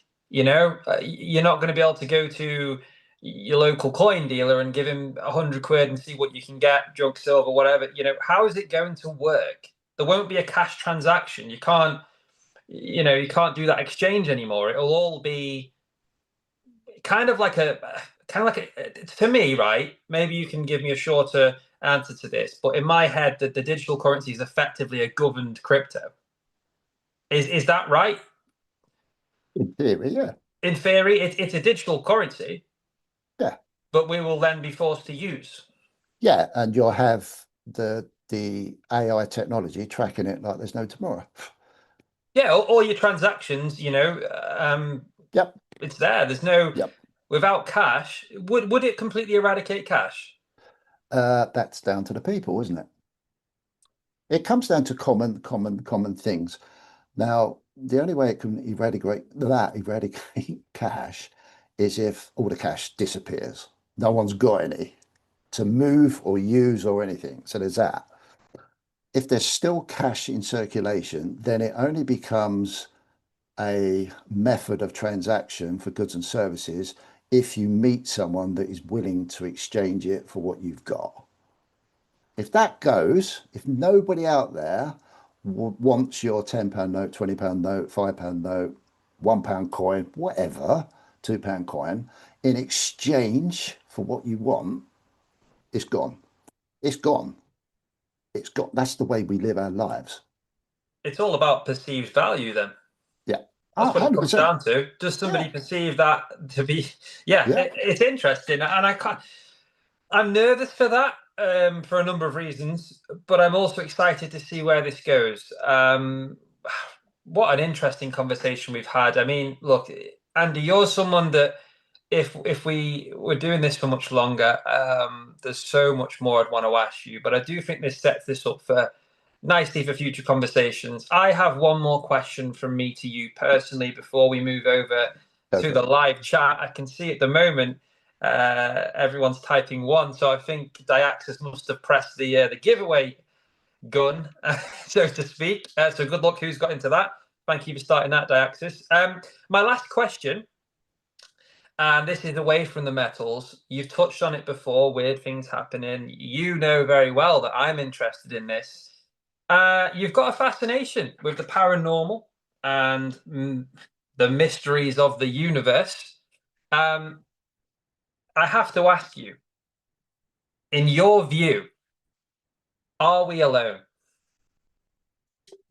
And that's a question, Andy, that you asked me Oh, on man. one of the first times we ever spoke. That was one of the first questions you ever asked me. Yeah, man. Oh God, are we alone? Jeez. Yeah, and I take it you mean in the context of anything outside of Earth. Is that what you mean? I mean, anything. We're human beings, right? So anything spiritual or Okay. extraterrestrial, yeah, it could be aliens Okay. outside, yeah, yeah. Wherever you want to go with it. Are we alone? Okay. I don't it's a tough one. I don't believe through my experiences that we haven't even touched, but through the experiences I've experienced through my life, and it's been quite spiritual in a way, and all sorts of other things. I have a pretty certain idea that there's something. Reminds me of something from Predator. There's something out there, but it ain't no man. Sorry. There's Yeah. Yeah. uh, there's something going on. There's something deeply going on, and I can't even put it into words in 5 seconds or 5 minutes. So yeah, I do believe there's something that we aren't alone in this physical 3D world that we live and perceive to be in. I love this topic, and we can hopefully go further with that conversation in the future, and hear more about your stories. I know you said you've had some stuff in your Yeah, past. man. I do want to dig into that. But it's also something that it justifies more time to sort of to go into the details. Maybe we could cover that in the future. Who Yeah, knows? sure. It's such a big personal, we've spoke about certain things outside of this. It's such a big personal experience. It brings in all sorts of dynamics, all sorts of psychology, all sorts of history, all sorts of perception, all sorts of mental well-being. It's massive. But I've for all the experiences that I've experienced in my life to date, to today, there's been a quite a cluster of things that have happened and I've experienced and observed that aren't necessarily what we would relate to day-to-day life outside of what we perceive in a day-to-day perceptive viewpoint, and that makes me very curious. Um, then there's the bigger, deeper spiritual side of what I've experienced, and that's even an hours and hours long conversation. Um, the nice thing about where I am now, matey, is going back to, the bit where I left, where I've come away from certain things, is now I'm ready to explore that myself. And that's what I've really wanted to do. I feel like financially it's going to allow me to, not that I'm rich and famous or anything like that, but my concept around money has changed. I feel more at ease. My wants aren't the same as what they used to be. My kids seem to be encouraging me to be Andy, not dad all the time. Really happy relationship with my wife. So it's given me that freedom to really explore the naggy things that I haven't been able to explore during my life. So that's what I'm really excited about, and that's what I want to put my time and energy into and create something with it. That's really refreshing to hear, Hmm. Andy. And I can see when you were speaking there was passion there. You were smiling as you were speaking, which I love to see. And who knows what the future holds. I know you're a creative person, and I certainly look forward to seeing what you do next. I will be honest. Um, I don't have loads. I don't have much in terms of questions at this point. You know, I've asked questions for you that have been very open, and I've just really enjoyed listening and learning about you. So what I will say before we move over to the live chat, thank you for answering all my questions, Andy, and just know that there's so many more questions. Maybe I can save for a rainy day. Oh, dude, yeah, definitely. There's so much I want to talk about gold and silver more, about my passion. I haven't even shared my passion of what I like, what I don't like, what I've collected, why I've collected it, the good side, the bad side, the mistakes I've made, the bits that I've learned, the bits I'm not scared of. There's all that I'd love to share, but that'll come along at another time probably. But Yeah, there we go. yeah, 100%. Well, let's see. 25 people in the audience. I have Wow. Yeah, thank you so much for tuning in this evening. My first live with special guest. Andy, Creative Precious Metals. This has been a fantastic conversation, which I've enjoyed, but now is your chance to get involved in the conversation. I can see that Diaxis has taken, the wheel list is now closed. I think we've got everyone. Thank you, Diaxis. So yeah, there will be a spin wheel at the end, but guys, don't forget the format here. If you have any questions for Andy, pop them in the comment section and we will ask them. So there you go. But whilst I'm waiting for that, Andy, I've never said this on a podcast, but do you have any questions for me to flip it round? Wow. Put you on the spot there, haven't I? Yeah, you have. I was kind of enjoying not being the host. Well, That was really cool. Nerd UK has just saved you. Do you want me to read his question? Yeah, it's cool. We come back to that one. Sure. Okay, mate. Yeah, cool. Nerd UK says, what does Andy think about the Cozy Rev mirror? The Cozy Rev mirror? I'm not familiar with that. I have no idea. No. I haven't got a cozy red mirror. Yeah. I hate looking at myself on the screen, let alone looking in a mirror. Yeah. I don't know. Sorry, nerd. I don't know if that's an inside joke, something I have no idea about. You'll have to form me in, but we can come back to that. Benson says, what is Tunnocks? What about Tunnocks tea cakes here or what? What are these questions? This is brilliant. Right, I don't know, guys. I love a Tunnocks tea cake, if that's what you mean, Benson. You know, I also like knickknacks as well. Andy, Ian Atterbury says, Andy, why CPM? There you go. Oh, creative precious metals at the time. It was just purely something I thought. I was into precious metals. I like creativity. CPM works. It definitely works. It has a ring to it, actually. Yeah, CPM, as you can probably see in the background there. CPM, it just looks cool. It does, yeah. Looks cool. I love that backdrop, by the way. I love the studio you've got with everyone's mate, chips. Yeah, I mean, you go back to this is all when you look at that, this is only a small part of it. I know I've shown videos of my studio and my setup before. Yeah. That has grown from absolutely nothing. And 365 saying, why do you do a Whiskey Wednesday? Hence the empty bottles of whiskey everywhere. That has grown from something so tiny into all those poker chips you can see in the background. And there's on that side of the wall, there's letters from everybody.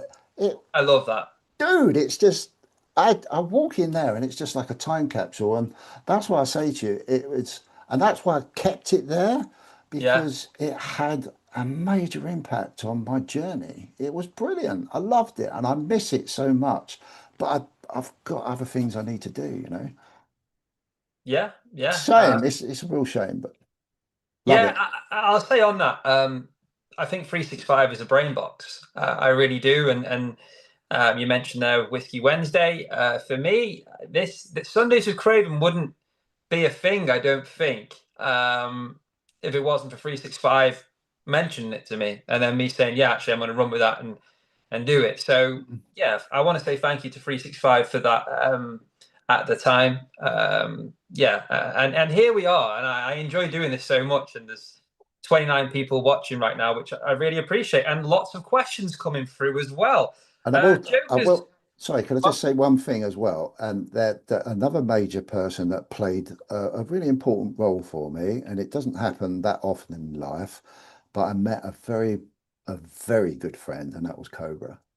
I built a relationship up with someone from stacking gold and silver that's turned out to be a really lovely relationship. And I just wanted to say that. That's lovely. Yeah. And Cobra, by the way, shout out to him. What an absolute gentleman he is, truly. I've had the pleasure of speaking to him on the phone a few times. I love his auctions on a Friday. Really nice guy. And I'm actually hoping to go and visit him sometime in the near future in his in his setup there. So that'll be really cool. So yeah, stay tuned for that. You won't be disappointed, dude. Joker said something that caught my eye. Craven is defo a looker, Love Island material. Thanks, Jokers. I appreciate that. Jack Stack says, what part of Dargenham, have I said that right, Andy? Dargenham. Dagenham. Yeah, Dargenham. And what schools did you go to? Yeah. Okay, I went to my first infancy school was called Marsh Green, um, which was basically almost opposite I don't even know if the Ford motor plant's still there. I presume it is. Um, that was my first June primary school. Then we moved and I went to a school called John Perry, which was in Dargenham East, the posher side. Um, that was a infant school and junior school, and then unfortunately I went to the senior school was Robert Clack, which was up at the Civic Centre near the Mirry Fiddlers. It was split into a lower school, higher school. And we'll just say I was the only my very first day. I was the only kid there that I knew. I didn't know anybody else because my mother decided to send me there because that's where my sisters went, and all my mates went to two other schools. I was gutted, but it turned out to be really cool. Wow. Okay. Yeah. There's the answer to that one. Let's see what else have we got here. I've got a shaving mirror nerd. We're talking about shaving mirrors in the chat. Ian Atterbury. Shiny Silver says, Andy, what's your best advice to someone who's just started stacking? I might try and quick fire through these, Andy, but that one might take a bit longer. Yeah, that's it. The best advice is one, make sure that okay, fundamentals. Make sure you're healthy. Make sure you've your commitments of what you want to achieve in life using your current fiat currency, the pounds. If you're in the UK, make sure you can do everything that you want to do. If you want to invest, then I seriously will say put the time and energy into learning. It's almost like going back to school. Don't, don't just gamble your stuff and think, oh, see if that works, and then be disappointed. Have an expectation, build that expectation up by very slowly learning and maybe dabbling in things. Do your research. I can't say it enough. Do that research. The more, and it's proof of the pudding. I made all the mistakes, yeah, being stupid, but I converted that into my son, so he didn't have to make the mistakes, and his portfolio has grown without those mistakes. It's not been, it's still been like we've limited the risk through not allowing those same mistakes as enthusiasm can bring about, or sometimes we can get too enthusiastic, or sometimes emotionally we can get a little bit, oh, sod it, I don't care about this 100 quid, I'm just going to have a gamble. Well, just seriously think about that. Seriously think about that, because that £100 could make you 1,000, you know by not just having a gamble. It's so, I mean, it's lovely. It's the market out there. All financial markets are just like one big marketplace. They want your money. No one cares about you or your money. You should care about your money more than anything else and treat it like it's so special, because we don't know what's going to happen to it in this very near future, wild, wacky world of ours. So if you're exchanging your time and energy, working really hard in this relentless condition of survival at the moment, be precious with it. Be precious. And to be precious with it, you've got to, well, you haven't got to, you do what you like, but you'll have a better strategy if you spend time and investing your energy into learning before you make any crazy mistakes. It's difficult times at the moment, guys, and I feel for everybody. But it doesn't mean to say there's not opportunity there, but you've got to look for it. You've got to expand your mind. Sometimes zoom out. Don't get too consumed in stuff. Just zoom out, really take a good reflection on who you are, what you're trying to achieve, and take a broad aspect view, not just from one person, but from 4 people, 5 people, 6 people. Even the stuff you don't like listening to is worth it, because you never know. It is really, really, really important. But you've got to do you. Thank you, Andy. I think that was a brilliant, well-constructed answer. Sometimes I say you're a poet the way you are with words, mate, off the cuff. That's a great answer to Shiny's question. While you were answering that, you spoke about money in there as well. So Fort Hordian popped a question in that I want to ask, which is a great question. Do you ever flip precious metals for extra money, or do you just solely stack? Okay, I'll let you into a secret. I sold half my stack. I think I did a video on it. Oh, half my silver stack, sorry. Um, and some gold. I think I sold the gold when it hit 2,500 an ounce. And how much was silver at the time? Don't know. 28, 27, 28 pound an ounce spot price that was. I sold half and converted it into two other assets. Can we push on that? No, No, just me being nosy. No, fair enough. I appreciate your honesty. We'll move on to another question.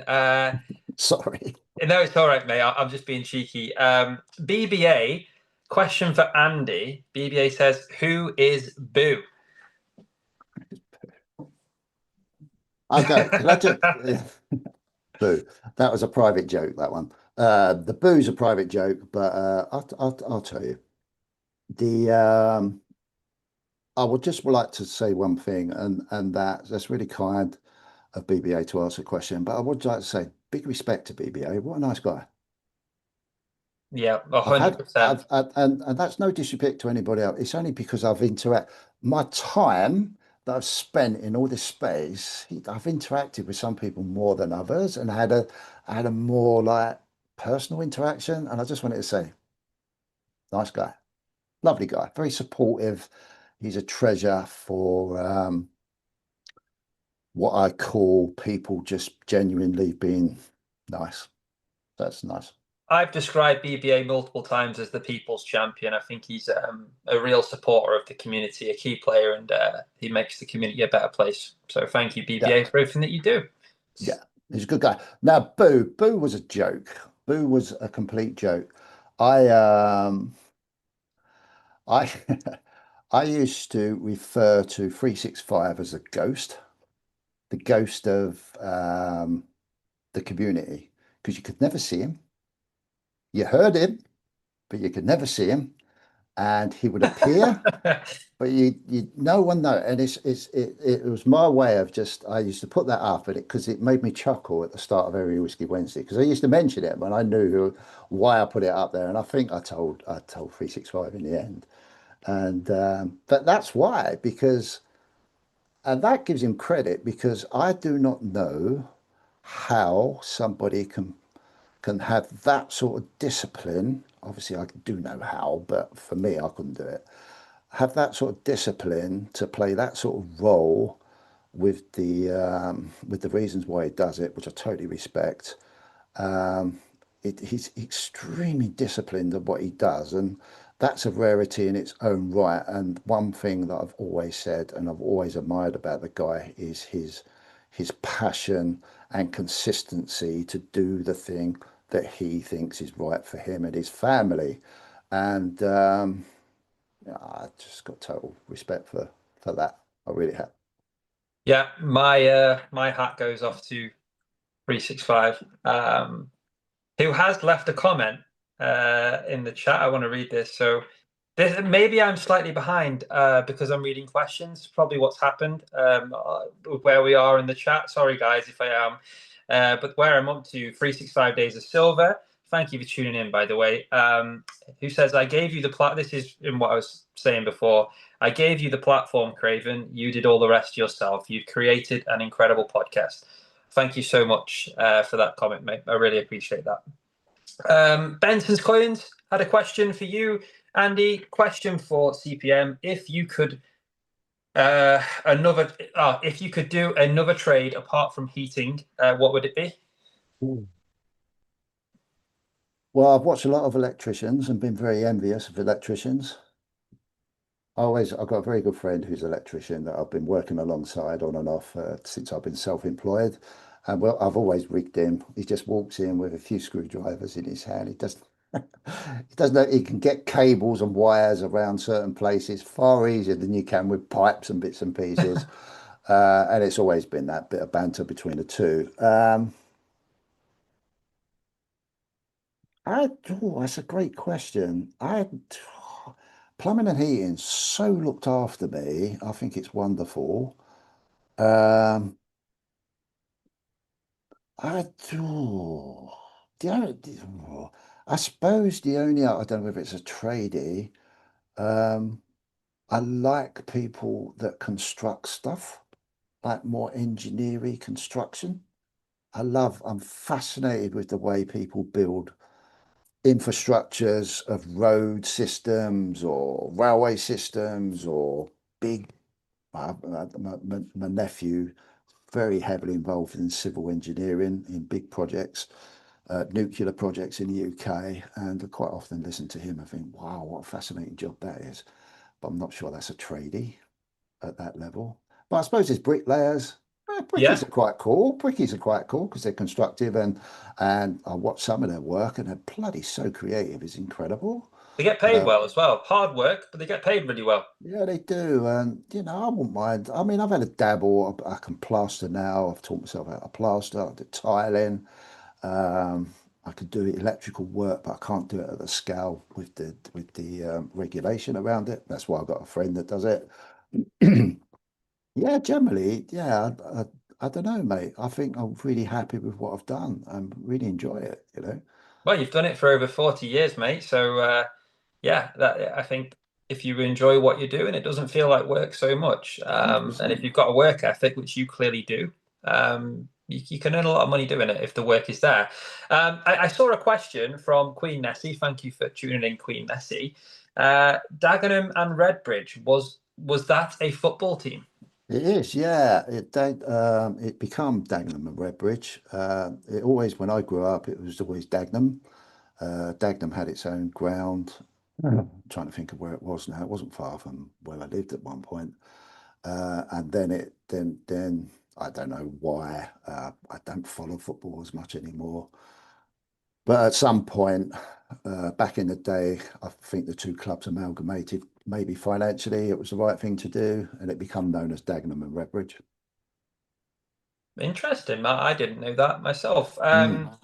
Couple of questions. CO4 Hordian says, is there channels or books that you recommend for other investments like stocks, etc.? And do you use investment apps like Trading 212 or eToro? No, the only personal investment app I've got and my son's got is Lansdowne Hargreaves for our stocks and shares ISAs. Yeah, It's not a bad move. Um, But I haven't really looked at anything else because those things, I mean, I've looked at other things, but those things have served its purpose and do the things that we need it to do. So, and we're very happy with the setup there. The fees aren't too bad, but from my son's point of view, it's in there for ages. So, all I've done, all we do is watch it grow. So it's really cool and add to it. So yeah, we use that. I don't use any apps on my phones. I'm pretty sort of, again, very wary about all the tech and how finances and who's watching and hacking and security. You have to be really careful, man. You have to really be careful with it all. From watching people, uh, if you're into reading, or highly recommend that book if I the can big get it. print, Oh, can you see it? the big print. Yeah, The Big Print by Lawrence Lepard. He's a big gold bug, and he's recently gone into Bitcoin as well, sees the value in both. Very knowledgeable guy. Breaks down what I like about the book personally is he breaks down the explanation of the history of money very well to the degree where I hate reading, but it was quite a nice read. Probably the audio version might be better to listen to, maybe.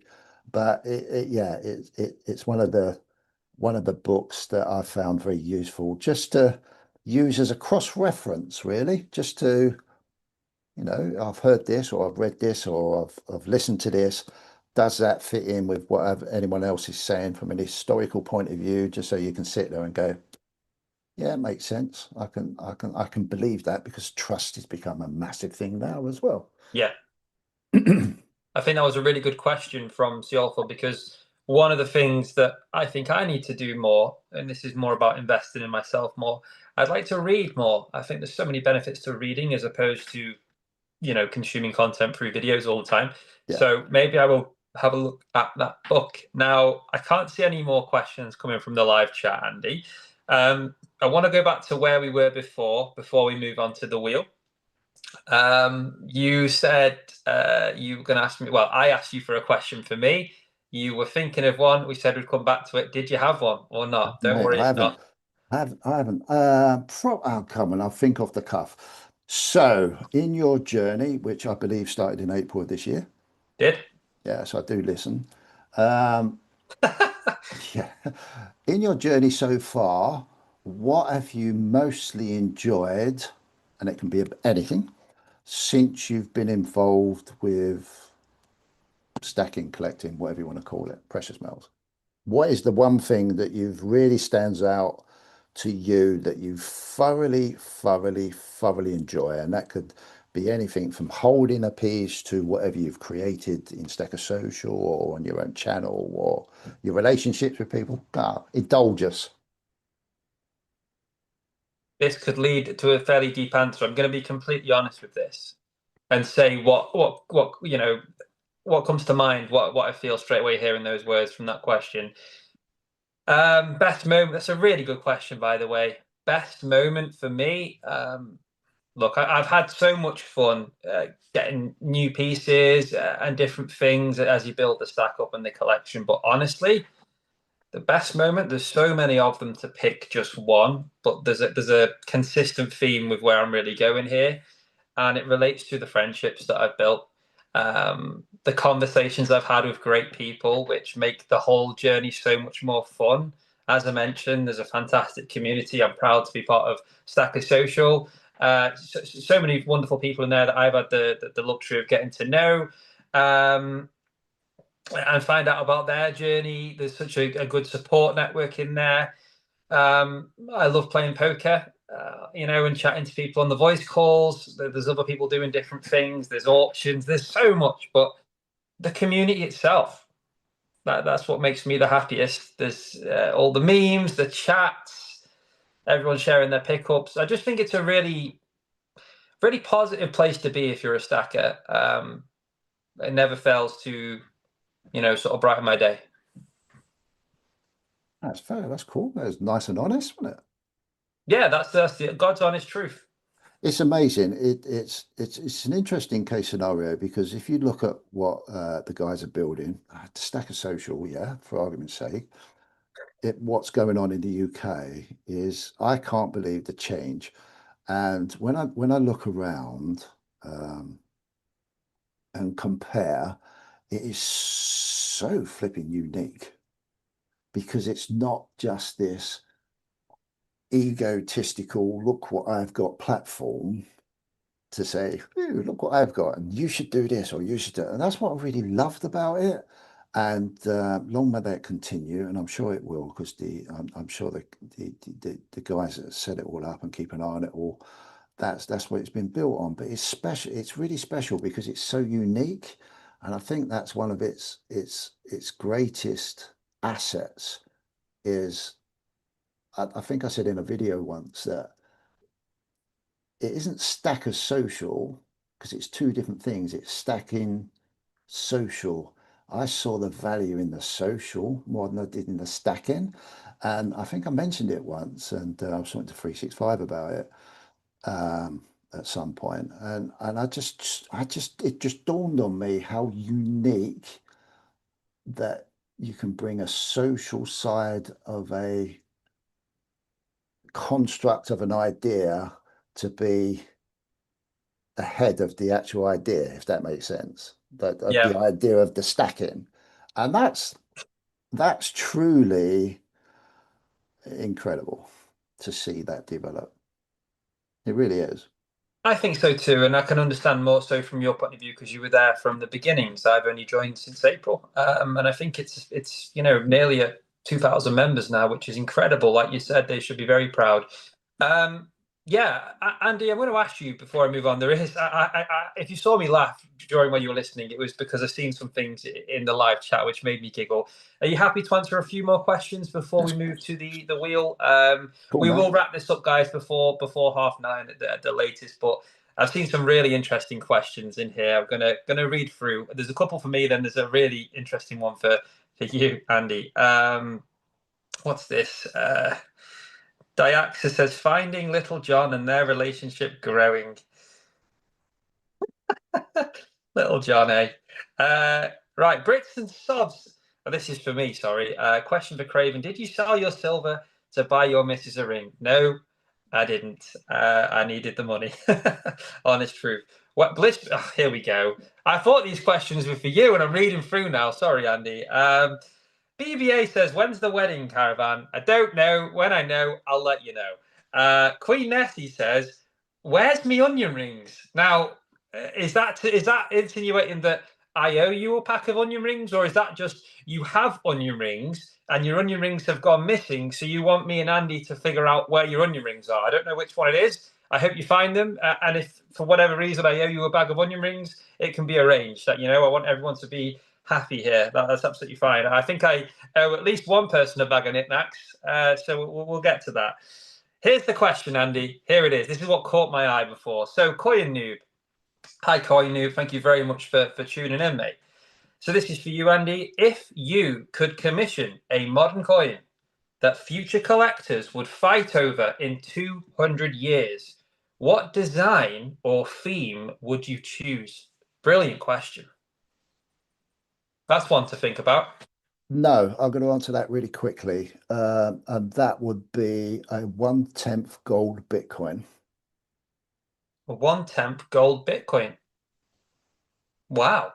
I thought that was going to be really hard to answer. No, and the reason why I say that is I've tried to find a 1 ounce gold Bitcoin coin. It is just so hard, and trying to find them into denominations of a different size is I haven't seen any. I haven't seen anything. I do not know why. There's loads of silver ones because I collect the silver ones, and you can get gold gilded ones. I know there are certain gold ones out there, but the premiums are ridiculous, absolutely ridiculous. Are they? Quite rightly so, because they're really rare. Um, but yeah, I would like to have. I probably, if I could, I'd like to make 100 of them because I'd sell them so quickly because you don't see them, don't see them. I've not seen any. I've not been looking for them, granted, but I've not seen any, when you're just looking around. Yeah, Yeah, well, that answers the question, and it was a good question from Queen Noob, so thank but you. then again, as well, is one of my favorite pieces of silver is that. Oh, if we can get it there, see it? Yeah, the thinking man, right? The thinking man. Yeah, if you could do that in gold, if I could ever afford it, which I can't, I think that would look absolutely flipping stunning. Absolutely stunning. I think so too. It's one of my favorite art pieces of silver. That That's stunning. Just on the Bitcoin rounds, do you have? So, for Hoarding wants to know, do you have a copper one? Because he has one if you want it. no, I've got it in copper. I've got all the releases of silver, which I'm very fortunate to have because I'm a bit crazy on date runs. And I've got a gold gilded one, and I did have two, but Coin Noob's got the other one. Yeah. BBA, I've seen in the chat the red wine reference. I'm not spilling this tonight, mate. If you know, you know, yeah. Brits and Sob says, CPM, you'll have to get Silverpunk to make you some. Yeah, I think Silverpunk would post some lovely Bitcoins. Why not? Or, gold. I don't think he's done anything in gold yet, but that would be really cool. Geez, it'd cost a fortune as well, wouldn't it, if you'd done them in gold? It would be lovely, but by Christ, that'd be a Yeah, lot of money involved. But I'd yeah. love to see it one day. There's a certain set of circumstances that need to happen before I'd even contemplate doing something like that. What, getting a gold paw piece like that, or Yeah, this is stupid. No, I'm not going to say it. So that's okay, no no, it's problem. okay. That's fine. Um, yeah, yeah. I mean, interesting what you said. Just to go back a second on the Bitcoins kind of stuff, because I had never seen them, Andy, for sale.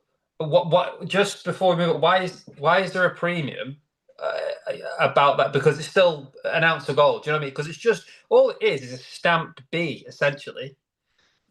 Why I is that so expensive? I don't know. I think Bitcoin as a brand, okay, is possibly going to have an impact on our global financial system. It's going to have an impact. So that gives it that interest. Yeah, it could turn out that over whatever timeline that Bitcoin was a turning point in financial history. You know, the very idea of it. Yeah. Um, Silver, there's loads of them, and they're absolutely pretty and beautiful. Most people have seen those. Oh wow, yeah. Yeah, so it's in the background on. I used to Are have a they all military one. different, by the way? They're all slightly different designs on years. Yeah, So it's like a yeah, collection. yeah. It's date one. Date Yeah, wrong. total Yeah. date one. Nice Uh, casing as well you've got there. yeah, that. Oh God, sorry. Oh, I bloody hate this thing. Cobra made that on his printing machine, 3D Oh printer. wow. Yeah. Really cool, man. I love some of the stuff people are creating with the 3D printers. I think it's really That's good. so creative and clever. Yeah. Like I love Um, what Nerd UK does. He's made some lovely stuff for me. oh God, yeah, Fantastic what you can do. yeah.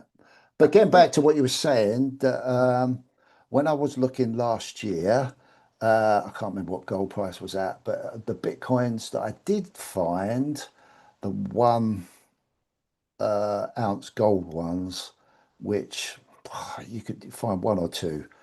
Normally in America, I would never take that chance because I didn't know where they were coming from, but they had almost £1,000 premium on them.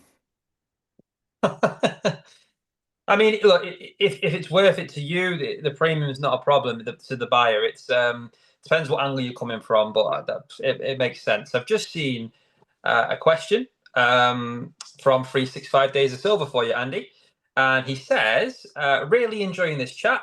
Question for CPM: What's one investment that you don't currently have that you'd love to invest in the future?" It's a great question. Matt, he's really put some thought into his questions, which is really cool. One investment that I don't currently have. Um, That is a good question. okay, okay, we are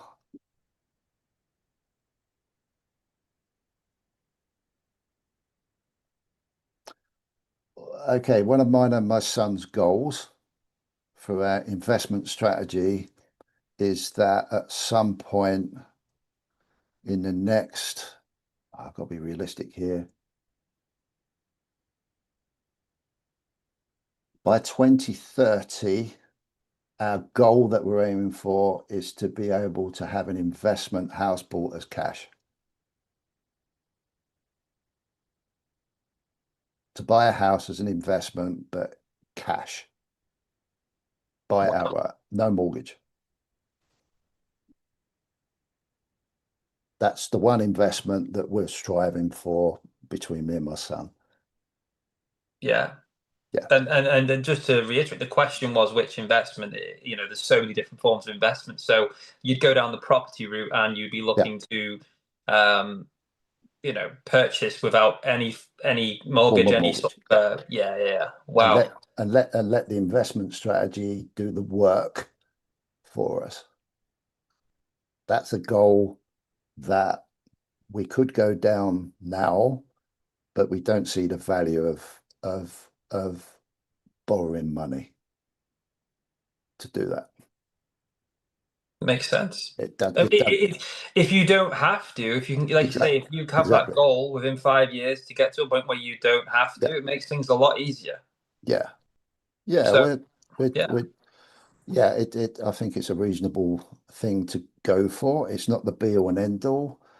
Um, I think there, the other, there's another important one that we are strategically looking at, but it's taken a hell of a lot of time to work out the risk and what to do, and that's AI. AI, yeah, it's well, AI is everywhere now. It's in workplaces. It's only going to be used more and more. It's not going away. It's sort of taken over the world, not in a negative way. Depends which way you look at it, but it's the where what I would like to stress about AI without going too far down it, because I know it's a big talking point.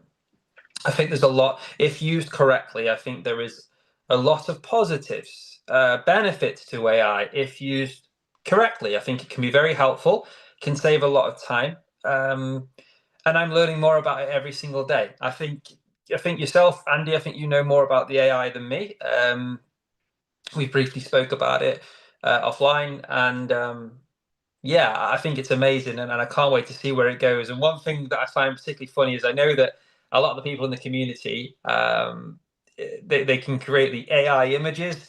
There's a lot of self-made memes going around, and unfortunately for me, ever since I did that roast, there's a fair few with me with knickknacks everywhere. I think Bricks and Sov's had a field day making AI memes. So Yeah, yeah, it's an absolutely incredible change in what we know. It's historical what's going on, from the very limited amount of information that, and it is quite in depth, but it's still limited. It's incredible what's going on. It can be scary, but it can equally, like the way you said, it's an incredible, great thing as well. And whether I like it or not, it's going to be a thing. And what we're trying to work out personally is what my son and my children, this is part of the process. It's probably not about me too much now at my age, but it's where we see that innovative um, product and service that's going to mean something to my children's lives and make a difference, along with generally humanity. And it's trying to work out where that is going to be at its most returnable as an investment.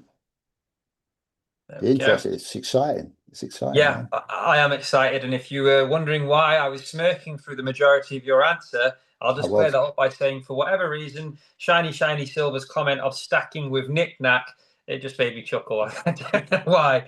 But yeah, Andy, we've had a brilliant conversation tonight. I think there's so many little gaps amongst that journey, that conversation that need to be tapped into. And it would be a pleasure if we could do that in the future. I've really enjoyed this tonight. Um, yeah, there is one more thing. Diaxis before did take some names, and we're going to do, Andy, Little John's Wheel of Wonder. You may or may not have seen it before. It's a fancy wheel with everyone's names, and Little John will choose a winner. Like I say, guys, I'm not showing you the bundle this evening. There is a mystery bundle. There is an ounce of silver in there. What I will say is a shout out to the person who donated that ounce of silver. It was M&J Gold and Silver. Thank you so much. Very generous. It's a lovely 1 ounce piece of silver. Check out M&J Gold and Silver's YouTube channel as well. Really, really good videos that I enjoy. So yeah, we're going to move over to the wheel, guys. Diaxis, if you could pop us over to the wheel. And guys, we won't see our faces when we switch to the wheel, but you will, of course, see the wheel. So let's switch over to that now and give it a spin.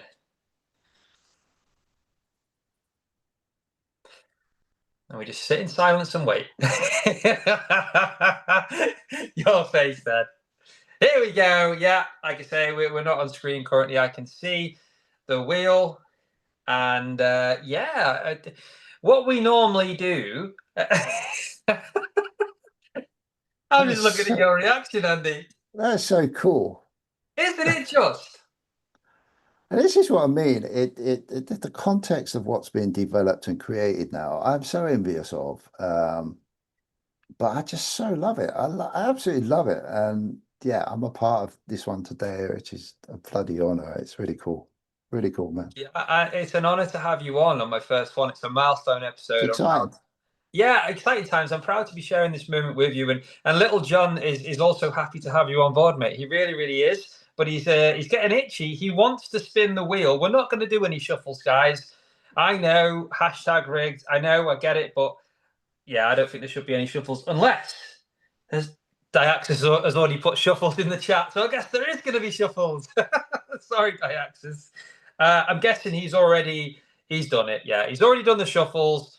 Andy, I'm going to ask you to do one thing. I'm going to ask you to just do a countdown from 5, and then we'll spin the wheel. But what I will say, guys, is I can't do a commentary like we normally do. There's a slight delay to when I actually see it. But if you count down from 5 to 1 and then say go, Diaxis will spin it, mate. Do the honors. Okay, ready? 5. That sounds like Thunderbirds, doesn't it? 5, 4, 3, 2, 1. Go! Little John's wheel is a go. Good luck, everybody. Wish you all the best of luck. It looks like there's at least 20 people in there. The winner will Wow. receive a lovely mystery bundle. So cool, isn't it, mate? And this is what I mean. This is what I was referring to earlier. It's so cool that you're supported doing something a little bit different to what you normally do. It's so cool, man. The guys are great, aren't they? Yeah, well, I mean, I've got to give credit here whilst the wheel is spinning. I do have a particularly talented producer. I have a great team of people around me. And yeah, people like to see this. People are here supporting. Let's have a look. Guys, who's going to win? Oh my God, I'm on there. No, take me off. Oh, no. You've got to be on there, mate. No, no, no, no. You spin again if it's me, dude. I think it's going to be you. No, no, Oh, no. Jack Stacks, please. Jack Stack. Coin it could be move, Coin coin Noob. move, coin move. No, that's good. It's not me. Thank God for that. Who is it? Is it Coin Noob? Oh my God. It's really. It's not stopped on mine. Oh, that's tantalizing. I know, it doesn't stop. I think it's going to be Jokers. It is. Yeah, sorry, Coin Noob. Congratulations, Jokers. Well done, mate. You've won a mystery bundle. There is at least an ounce of silver in there. There is an ounce of copper. There's a million stickers, a million poker chips, and you'll get a lovely note from me and Little John. Thank you so much. Drop me a message, Jokers. We'll sort out that package for you. Now, everyone, this has been my first live directly on my YouTube channel. And yeah, I've really enjoyed it personally. I hope you guys have too. You'll have to let me know. Andy, thank you so much for coming on, being a great guest, a good person, answering all the questions, being open. I've really enjoyed the chat tonight, mate. Thanks, dude. I've really enjoyed it as well. It's you never know where it's going to go. I had no idea what what he was going to do or say, but that's the way I like it. I hope I've been, some sort of entertainment for you. I'm really proud that I said to you ages ago, I would, if you ever decide to do it, then I would always support you if you can accommodate me in any way and come on and give you that support because that's why I enjoy going back to Stacker Social again. I so enjoyed that giving people support and, I was really supported. So I want to just try and do what I can do to support people because I love the space has a lot of value. It's got some great people in it. So, and yeah, and I've been a great part of it. And hopefully I can continue in my own little way as well. So it's great, man. And you've got a great Diaxis. It's helping you out, which is amazing. Yeah, it's given me, yeah, it's given me some thoughts about Diaxis if he's up for hire. I think Diaxis is a very in-demand man, but Diaxis is yeah, Wicked, man. It's wicked. yeah, Diaxis. I know you're there, mate. I know you're listening. Whilst we're live, mate, as always, thank you so much for everything you're doing to make this possible. It would not be possible without you. I only have a phone. So if you guys think that I'm doing all this just from a phone, I'm not. The trick up my sleeve is my producer, Diaxis. And yeah, I owe you a few, Diaxis. I really, really do. Now, before we wrap up, guys, I can see a lot of positive comments in the chat. Thank you so much. I think you guys enjoyed this one. I certainly did. Yeah, fantastic live caravan. Thank you very much. People saying thank you to Andy as well.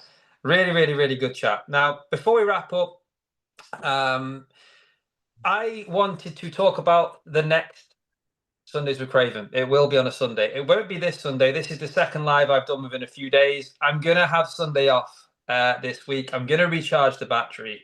Been really busy at work recently, and life just gets busy sometimes. So there won't be anything on Sunday. I'm going to be recharging the battery, spend some time with family. However, the next live that I do will be the following Sunday. And I think, Andy, maybe you'll know the date. Is that the 27th? 2 Sundays away? 28th. 28th is the, yeah. So I will be live there. Now, if you're thinking, oh, he's slacking, he's slacking, he's taking the day off, he's not committed. I've done 17 weeks in a row, and this is 17 within less than 18 weeks. So when I do go live again, I'll stop waffling. It won't be here. I will be in Benidorm, and I'll be on holiday, and I will be bringing you a live podcast directly from Benidorm. But what's special about it is there is going to be a special guest once more. Does anyone know who that special guest is going to be? Do you know, Andy? Surely no one knows. Surely, I who could it know. be? I know. Oh, you, 'Cause yeah, you know. you told me. No, I didn't. Guys in the chat, any guesses? Someone who has not appeared on the podcast yet. Who's going to be joining me? Who's going to be joining me? No one's got a guess. No one's got a guess. Who's it going to be? Oh, Brits and Sods says 365. Yeah, do you know what? I'm going to Benidorm to meet 365. You've blown my cover. Ian Atterbury, I think, has guessed it. Guys, on the 28th, Sunday, I will be joined by Miss Stacking with Craven, my better half, making her first appearance on the podcast. Just like me, you will see her next to me. I'll probably have a beer in my hand for that one, and it'll be a little bit warmer, and I can't wait to do that. So look out for that. Thank you all again so much for joining in tonight. And before we do go, Andy, now you know who my next guest is. I always ask everyone to leave a question for the next guest. What would your question be for Miss Stacking with Craven? And remember, she's going to be right next to me when I ask it. So don't get me in any trouble, please, mate. Okay, I wrote this one down before I actually even knew who the guest was. Okay. So I'm going to go with it. And the question is, if you visited planet Earth for a period of time, then left and had to explain the experience with just one word, what would that word be? Oof. Brilliant question. Well, she's got a week and a half to think about it, just to think of one word. And do you want it to just be the one word, or is there like a one word and why? Or is it just the one word? One word is fine. There we go, one word. Yeah, that's fair. That's a fair question. Just one word. And obviously, we know it's who it is now. If she would like to explain that, that's it entirely up to her. And that's entirely up to you whether you want to ask her to explain it. But that might be a bit dodgy ground. I'll see how the question goes down. But yeah, on that note, guys, thank you so much. I wasn't sure if I'd be really nervous revealing myself and stuff, but I'm really happy about this. I've had a great time. Brilliant guest. Thank you again to everyone. Going to wrap this up here. Do you have any final closing words, Andy, before we go? Yeah, I would, and I'd like to say you've obviously revealed yourself, and we've had a bit of a chat about that over a period of time. But ultimately, you've made that decision, and it's a brave one. And I'm really proud that you've made that decision for your own self, and gone through all that, all those many questions to whether you want to or not. That's a big stepping stone. It's a real, as again, I will say, it's a real privilege to be on your first channel live podcast. I'm really proud to support that, and I will continue to support that. And that's for anybody that wants that support from me. And I would like to give your partner a shout out, because the ladies in the background, or the partners, or the gentlemen, whoever you are, whatever you do, they all support us in what we're doing, and I've had the privilege to very quickly say hello to your better half. And she sounds a lovely person, and yeah, you're a lucky guy, and they need to mention too, because they're all part of the process. All part of the process, man. Absolutely. Thank you so much for those words. I am very I've got lucky. I cramp. get full support. Not again, mate. Yeah, in the other leg. Oh, will you be able to stretch your legs now? Because I'm going to end this here, guys. Thank you so much again. Look forward to the next one. Maybe chat to you all in between. Thank you for watching, guys, and I will see you in the next one. Goodbye. See you later. Take care.